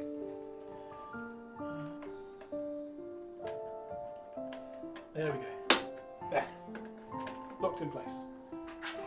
So those are quick release as well then, like the front drives. Yeah. They're just there's a little snap off thing, plastic doohickey here, and then that just snaps back into place. And then that, if you come down here, you can see got holes here. We just put the holes. Oh, the screw mounting holes, yeah. Into the screw mounting holes, and then in place. Now we have two. That's quite satisfying. Yeah, it's good, huh? Right, let's do the, let's put the host bus adapter in, or the HBA, and this is just a PCI, and this literally just goes in like so. Yes, I should have a... Maybe that's what that single screw was. Oh. Actually should, oh, it's exactly what it is. I can see it right there. I can see all the rest of them lined up. I just used the wrong one, didn't I? Okay, right, there's our host bus adapter. So what we can see is we've got 1, 2, 3, 4, 5, 6 on there, 6 ports. So that allows us to go to, we've got a maximum of, we've got 5 back planes on here. Remember I said earlier? Oh yes, 5 yeah. back planes. So we just need to connect one cable to one back plane and one port here. Huh. So in theory, we could have another level. We could, yeah, but that will be saved. So typically, what you would want is this is going to get quite deep now into other things that you can do. I won't take too long, but you can use port replicators or port expanders. Sorry, they're called expanders. So let's say we've got 5 here. I've got a bent pin here. We've got 5 here, but we've got 6 ports. That was very intentional. So that one spare port can go to another card, which we would populate maybe here, which would be a port expander, and then that port expander will have, let's say, another 6 or another 8 or however many. Could even have, I think they go up to many, a really high number, like 20 or so. And you can daisy chain those. So you can, if we need more storage than the 20 drives we've got here, what we would do is we would buy another 4U rack that's just, it's called the J-bod, just a bunch of discs. So it's literally just a chassis that stores the discs, and then the this port here, the 6th port that we're not using, will go to the expander, and then from the expander it will then, spider out to all of the back planes on the second chassis with all of the discs in the J-bod chassis. And that will allow us then to have another 20 discs or another 40 discs or however many, and you can daisy chain them. This host bus adapter, I think, will support up to, I want to say about 400 drives total. That's crazy. So Yes. would all the port replicators be on this motherboard in here, and then the cables would go out to the other boxes, or would you have the port replicators in their own chassis? I believe you would want to put them on the same motherboard. I'm not 100% sure on that actually, because I haven't ever built anything to that level, Yeah. and I haven't looked into port expanders hugely. And they're also on PCI slots, are they? Also, basically just the same as this, but all it does is. Yeah. So this is the control unit with ports, whereas the port expander will literally just be ports. Just ports. So it doesn't do anything intelligent. This does the intelligence. It's the hard drive equivalent of your network switch. That's exactly what it is. This is a hard drive equivalent of a network switch. Nice. You're a very smart guy. Right, so what do we have left? We've got 2 fans that will go at the back. I'll do those now. Oh, I spoke too soon about the camera. Okay.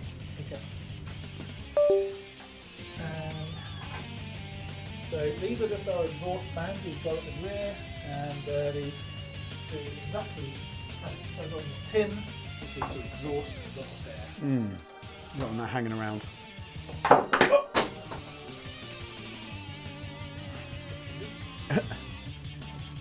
Just slick with twirl. So get these plugged in here, and feel free to continue doing anything. I tell you what, I can feed more chocolate to Jem. This is We've got some got some dairy milk caramel down. Would that be it?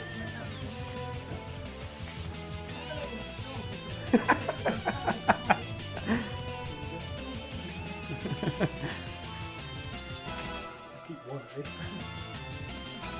Right.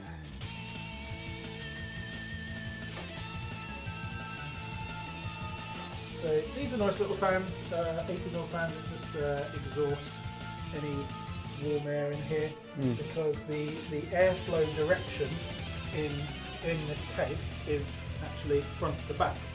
Okay. So what it's doing is it's going to take all of the heat. So all of the heat from this chassis is going to come from the hard drives, right? And that's here at the front. And then these big old server fans will pull the air. It's a pull configuration from here down here. And then these 2 exhaust fans that I'm installing will just remove any of the air that is hanging around. I suppose that's something important to think about when you've got a lot of devices that are going to be on all the time. Yes, indeed. Any infrastructure manager that works in a data center will tell you that heat management is one of the biggest issues. Servers put out a lot of heat because any electricity that goes into it has to go somewhere, and that comes out at the other end as heat, right? So What is it? They say energy can't be created or destroyed. It just changes form. just changes form and goes somewhere. Yeah. Yes, exactly. And it typically changes into heat, and then you just want to get rid of it and put it somewhere else. I read recently that there's a business, I can't remember which town it was in, and I'm sorry to the business, I would love to be able to mention you, to our 2 viewers. They are, this data centre, this business's data centre is using their exhausted heat from their data centre to heat the local swimming pool. We really do read the same subreddits. You read that too, okay. Which I think is just absolutely fantastic. I love things like that. I really do. Right, so I need to find some more fan headers down here. So, fan 2 and 1. I've made a data layer here and I've installed something before looking where other things need to go. Oh, there's nothing wrong with a bit of enthusiasm. You know me, Frank, I've got plenty of that.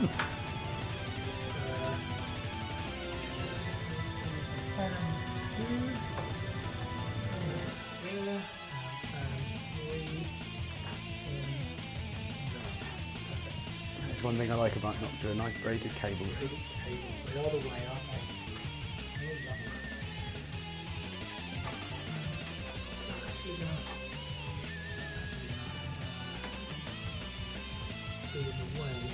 Foul. Yeah, I want to find another header for it, didn't I?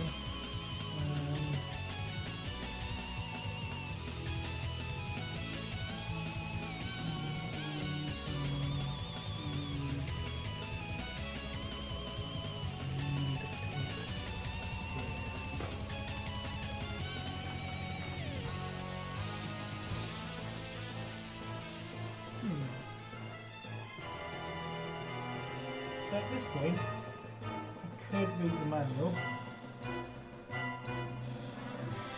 I have a good question. Do you know where the manual is? Yes, online, like everything else.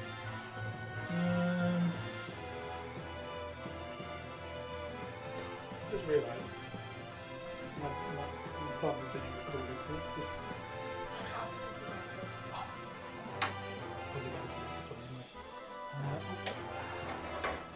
So, what we're looking for now is just another spare fan header. And as I said earlier, enterprise grade stuff is not always labelled really well. And we've got a header, 2 headers here, but one of them is right where our HBA needs to go. So I'm just looking for a third one. I don't know if we have one.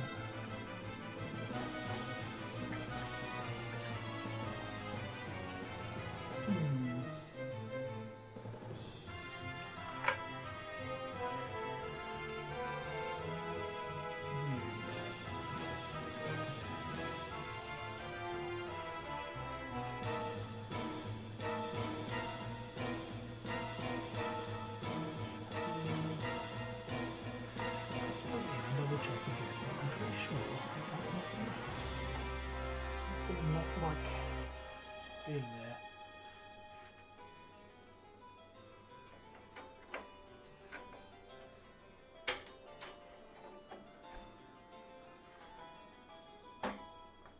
I mean, okay, it will go in. It will go in, but it's just. I think it's just fine. very close. It's very close. I wanted to be sure that some space there, and we do.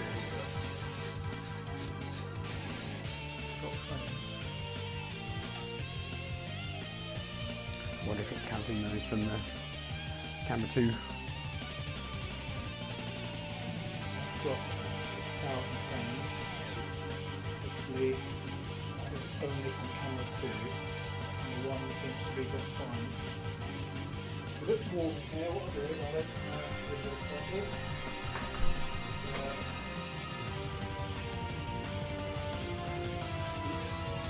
Camera equipment and stuff to right, so we've got our two fans here.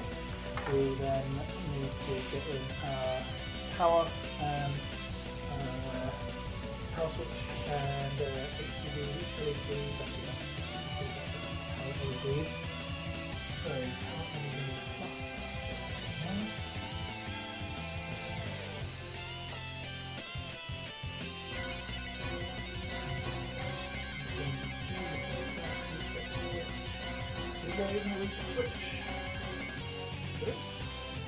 So what's NIC 1 and NIC 2 and why don't you need them?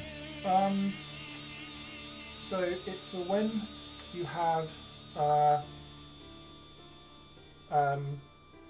so what it will do is it's got little lights here that just shows that your network card is in use. Ah, okay. I have a built-in two built-in 10 gigabit Ethernet ports, and I don't believe this motherboard has a it's just for the blinker, right? So for usage it just blinks. Okay. I don't believe this motherboard has a port for that, so we don't need to worry about it. Alrighty then. What else have we got here? HDD LED. Put that in. Okay, and then reset switch. And what we're missing is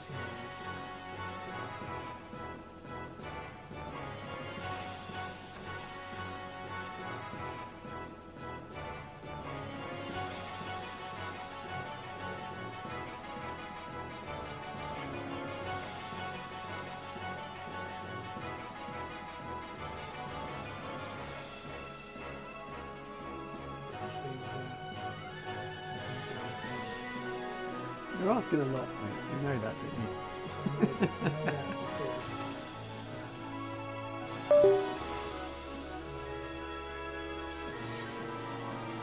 Feel free to ask any questions. I feel like a lot of the hardware part of this is essentially done. I mean, there's fewer components than your average desktop PC. Definitely. By the look of things. Yes. I think it just looks like we're going to put these hot swappable fans in, and then it'll just be a matter of connecting the drives to the what's this called again? The host bus adapter. That's it. Connecting to the drives to the host bus adapter, and we're sort of feel like it's almost there. Yes, almost there. So this is what we use for connecting to the host bus adapter. These are mini HD SAS cables. So these transfer data at an incredible rate. Oh, it's really not liking A that. bit mild again. Which one is it? This one?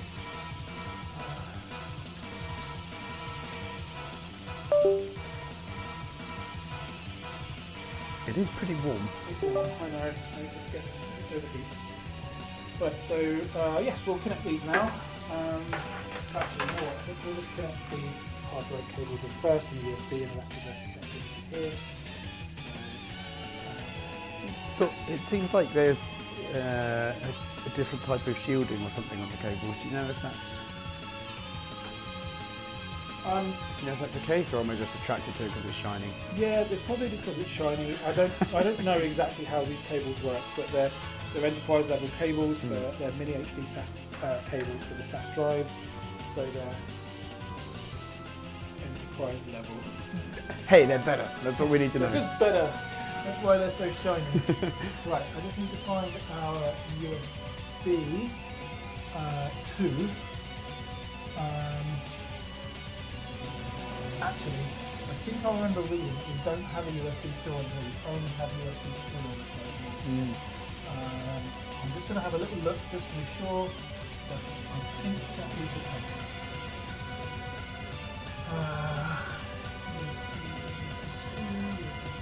Yeah, I'm not seeing a USB 2 connected here.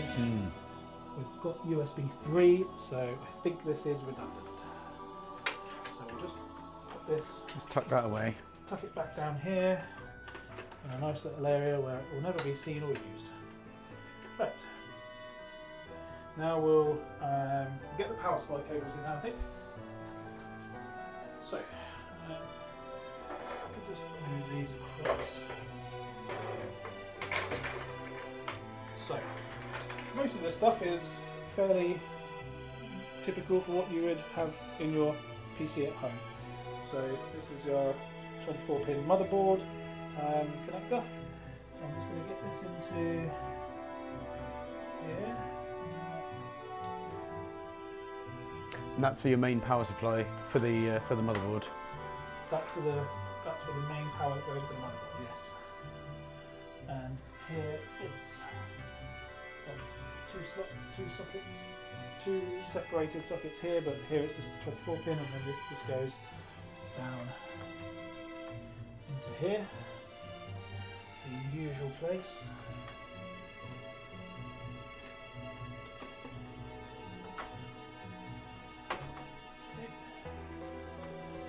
There we go, that's in there.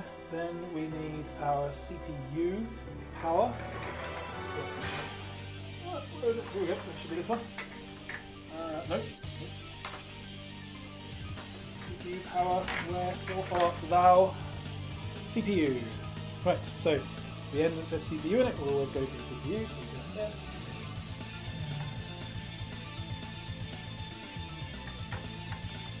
And then into the other end where we've got 80x 12 volt or PCIe, they're the same. Okay, so let's just then we need to plug in our, so we've got SATA for these. And that's your standard connector that you might see in a in a desktop PC, is it? Yes, just your standard SATA. So we've got the SATA 3 data connectors here, and then we've got the SATA SATA. SATA. Potato. I think I say SATA too. I don't know why I was saying SATA. SATA. SATA. So this is power. This is connectivity. Yeah. So Old daisy chain form factor there. we need 1,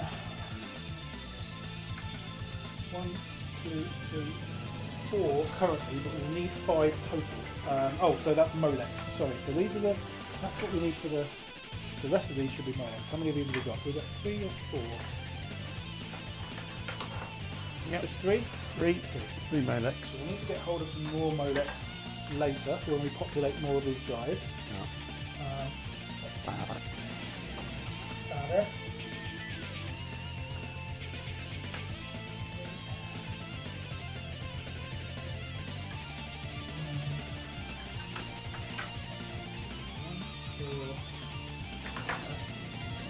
So we've got one for the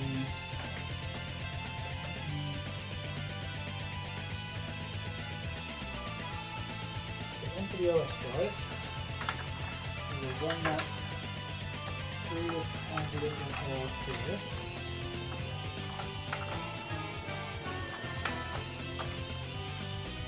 Comes up here and we'll plug in these drives with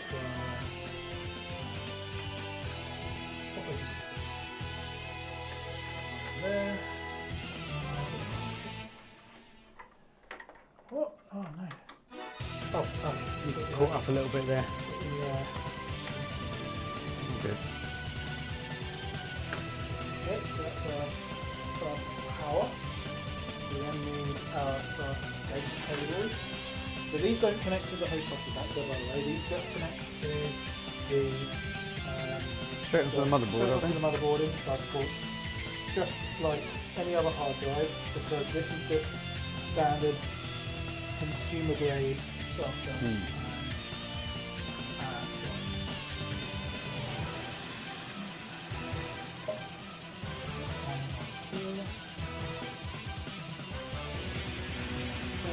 always use the first port, because if you've got 4 ports, you want to use port 1 and 2 first, and port 3 and 4 second, because if you're using other things like many PCI things, you might end up using all of your PCI lanes and say, for instance, your third and fourth side port might not work. PCI. So you always want to use them in sequential order. But PCI lanes is quite a complex thing. We won't go into that now, but it's different for everyone. Answer.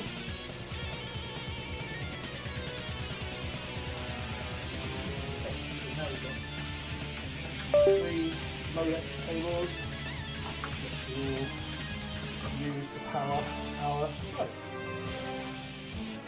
We don't need much power for these, so we can double up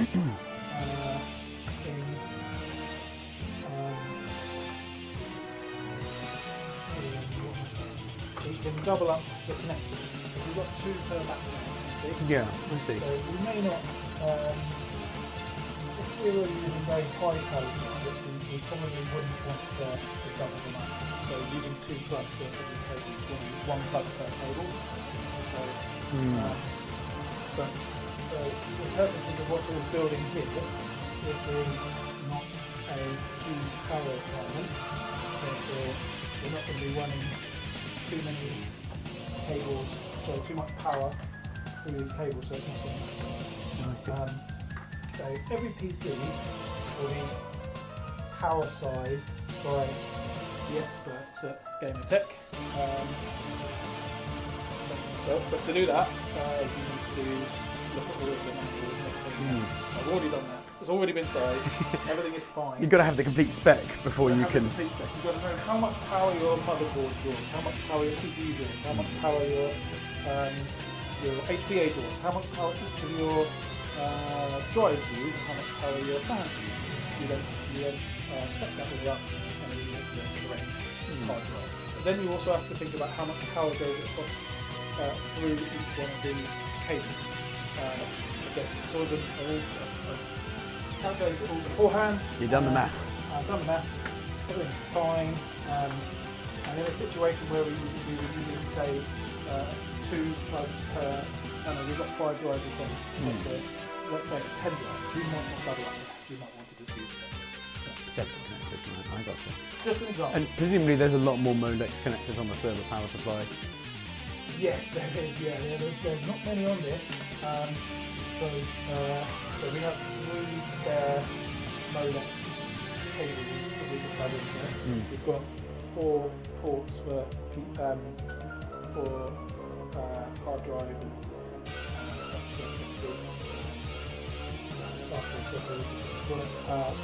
Not all of them.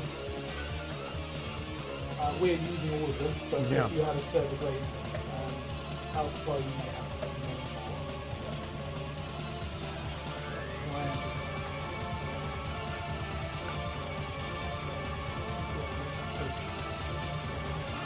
Okay as it needs to be for now.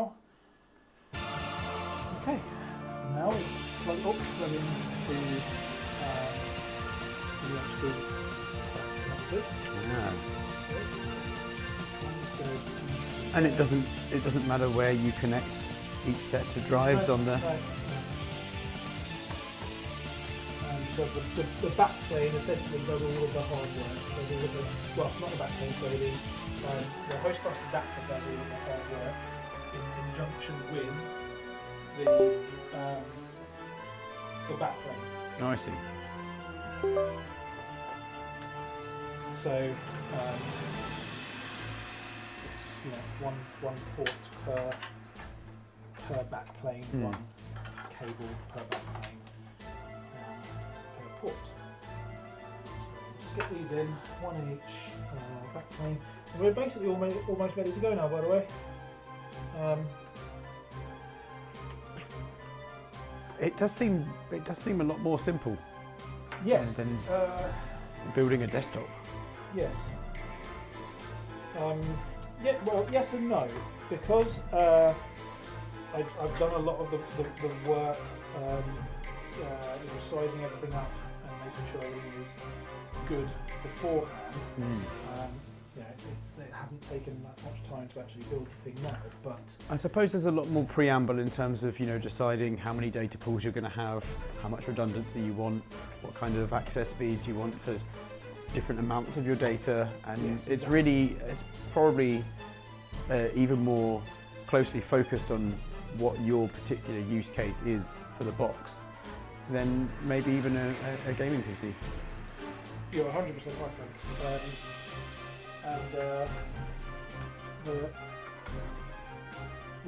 Because the thing with Enterprise Kit is that it only does what's the right way to say it? It's not the minimum, but you spec it so that it does just what you need it to do, right? So It's whereas solution led.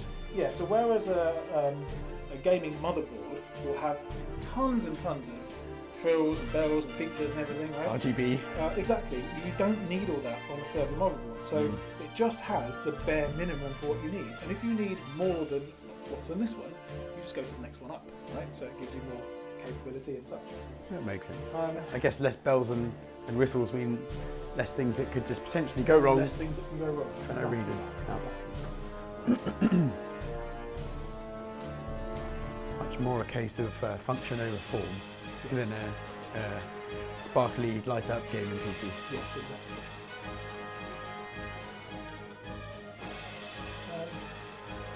What's our time check?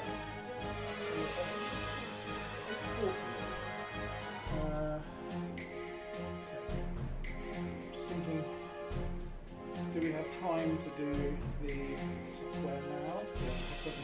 Maybe splitting hardware and software could be a good call. A bit of time to dedicate to going into the nitty gritty of Yeah. the chosen platform. What do you think? I'm a person? Yeah? Okay, so what we'll do then is we'll just turn it on to post, make sure everything works, and then we'll call that a day. And we'll look at the installing the operating system and playing around with the software, which, by the way, is the really cool part because the software. So the software that we're going to be using, I'll just do just a little bit of teaser information. So we're going to be using TrueNAS Core, which is a very stable piece of software that has been running NAS systems using the file system ZFS for many years, I think 15 years. There is a new version that came out just recently, about a year and a half ago, called TrueNAS Scale. And the clue in the name, Scale, means that it's much more scalable.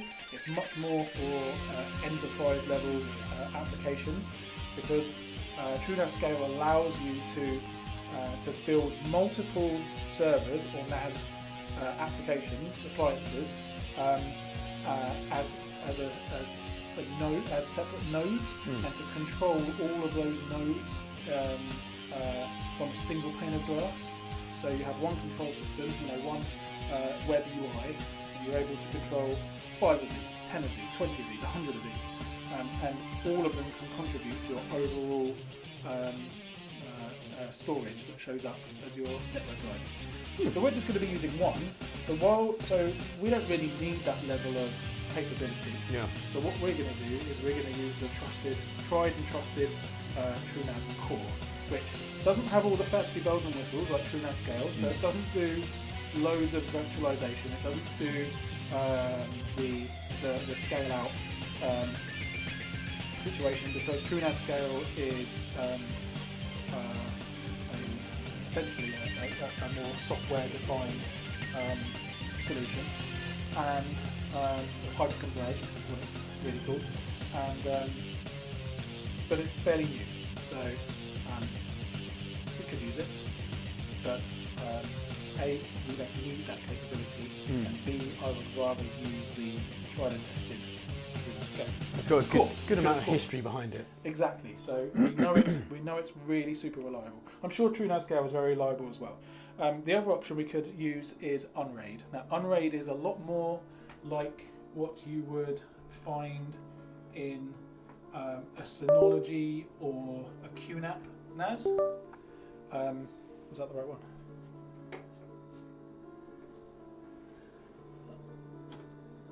I think the camera has just given up at this point. I think the camera has given up, hasn't it? It's just too hot. Let's unplug it. Yeah. Stick it up there, please. Just unplug it and put it up there. And we'll retire that for the time being. Unraid is a third option. And by the way, Gamertech and NAStech.pro will supply all of these options, all three of them, depending on your use case. So our use case, we just want simple and reliable. So we're going to use TrueNAS Core. We also want ZFS for the redundancy and the protection of your files. Unraid is a little bit more like what you would find in the software in for Synology and QNAP. Other NAS appliances are available, where it's very user-friendly, but it doesn't have the same enterprise level file storage and protections, Robustness. that ZFS has. ZFS is truly a miraculous piece of software. I believe it was written by Oracle back in the day. Okay. Oracle? Yeah. And then I think it was it Sun Microsystems? Oh, might have been Sun Microsystems. I forget. Anyway, whoever made it, absolutely geniuses. It's robust and has been protected files for many instances for many years. Unraid is still good, and I'd be very happy to use it. Unraid, as a consumer end user, you would also be very happy with Unraid. I would suggest that Unraid is more for people that don't have a lot of technical knowledge, but also their files aren't mission critical. Right. So ZFS is great for mission critical files because it's so good at protecting files. Unraid is more along the lines of it stores data, but it doesn't have the same level of redundancies and file protections that files. It's more like a JBOD, you said, more like a JBOD arrangement? Or? I mean, JBOD just means just a bunch of disks. So yes and no. There's a whole, that's a whole other question. Yeah, good word, not quite used correctly. Yes, perhaps. so to sum up, because the phone sounds from but to sum up, yes, it's all about your application. So if you go to NAStech.pro, or if you contact us through Gamertech.org, or just get in touch on the phone, give us a call. We'll talk through your application and we'll figure out what the best, what your use case looks like. We'll figure out the best solution, whether that's a small system with 4 drives with TrueNAS or Unraid, a medium system with 8 disks with TrueNAS or Unraid, whether it's something like this with TrueNAS. We probably wouldn't use Unraid for this. We would probably want TrueNAS for these kinds of bigger applications going up, but we can do all of it. So let's turn this on. Let's get these fans in. I have a feeling that these are going to blow the roof off. Maybe they can cool that camera down. Yeah.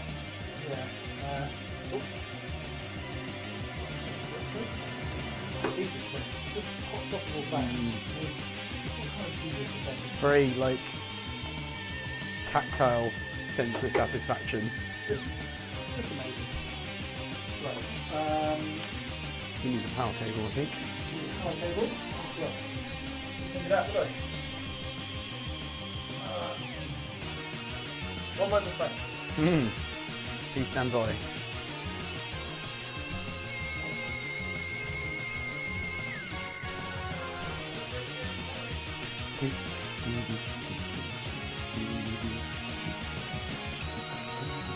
Available now. NAS from NAStech. Use that later.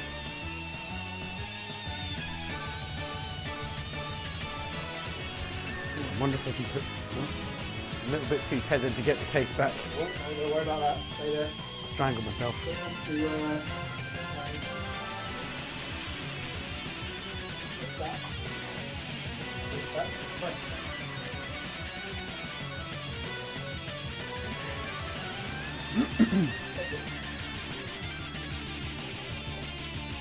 Do we have power?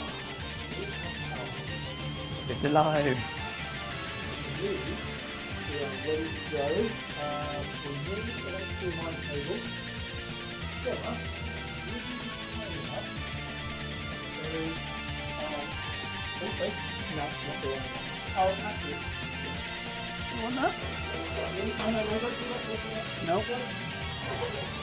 Just plug that into the HDMI.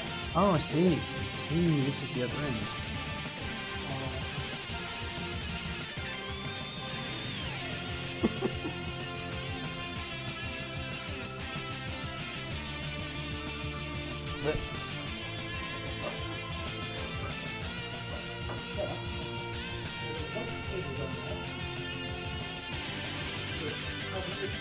But over to your left, by the wall.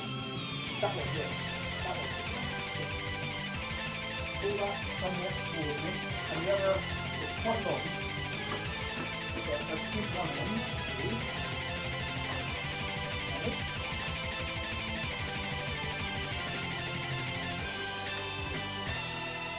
We're going to unplug the monitor to the screen. So that should be fine, but blind again. we are literally flying right now. It's still going, but it's good.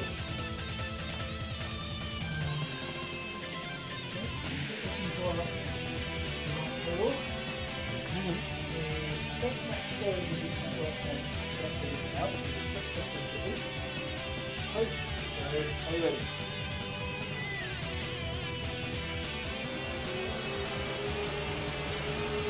Those are pretty loud. Okay. Let's have a think.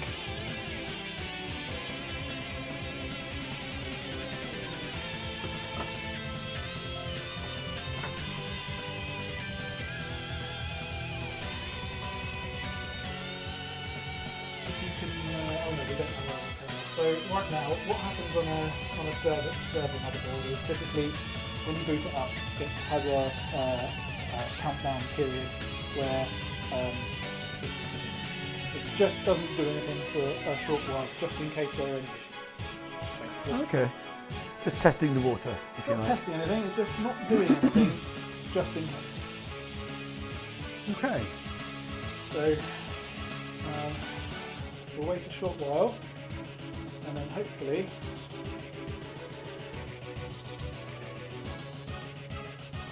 we will get the signal. So I see there's a code on the motherboard. Is that used for things like troubleshooting, or to give you an idea of the status of Yes, where it is in the exactly. boot cycle? So we've got a 9A, which we'd have to look up to see what that is. But what we'll do is we'll wait for it to go all the way through its boot procedure. Let me move slightly. It's doing things. Doing things. Here we go. Here we have it. All right. All right. Then if you could just get a little picture of us booting here, Great success. that would be great.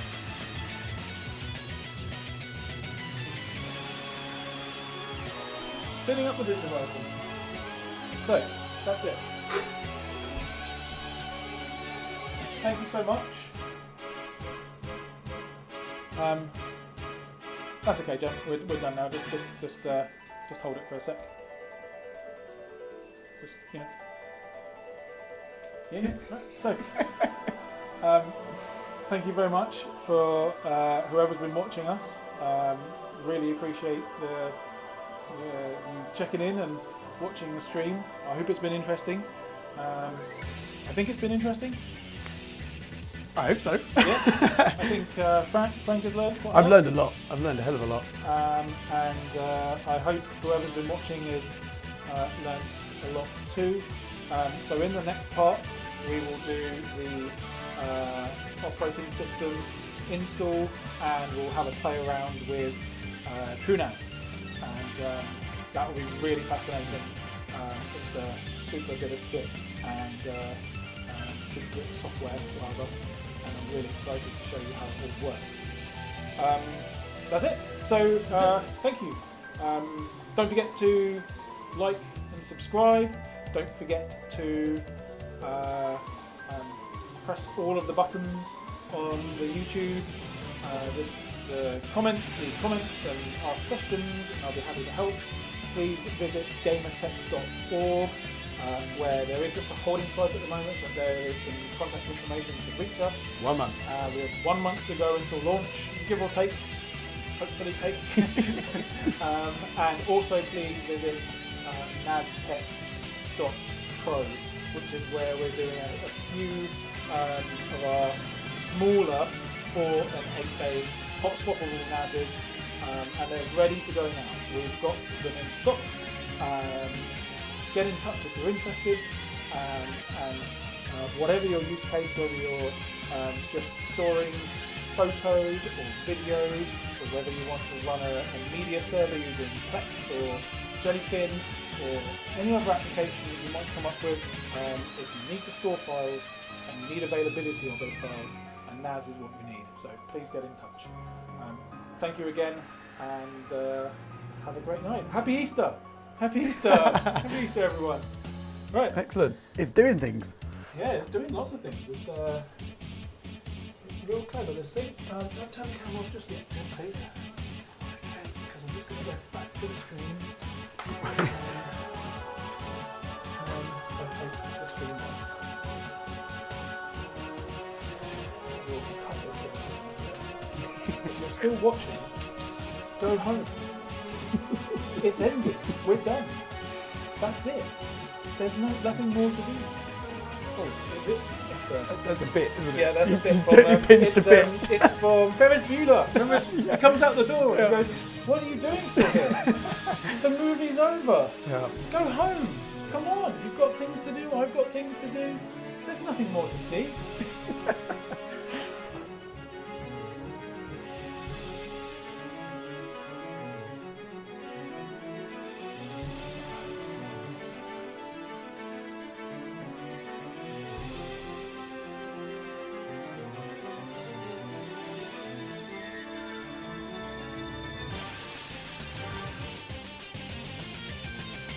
End stream.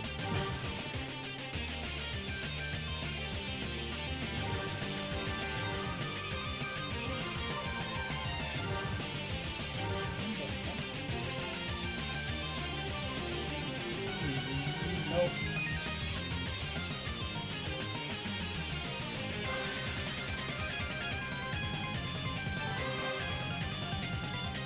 Small problem.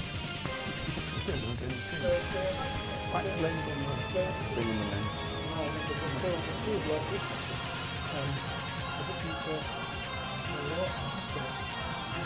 delete this.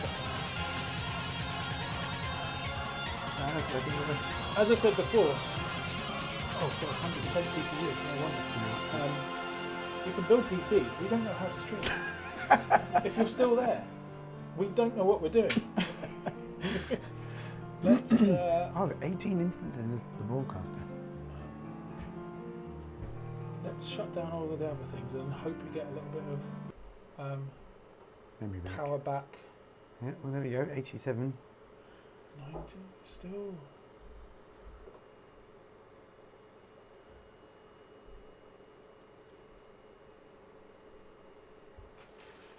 Right. Yeah, this is pegged. This is why I think I need a bit more power on the. You need to build yourself a PC before you build other people's.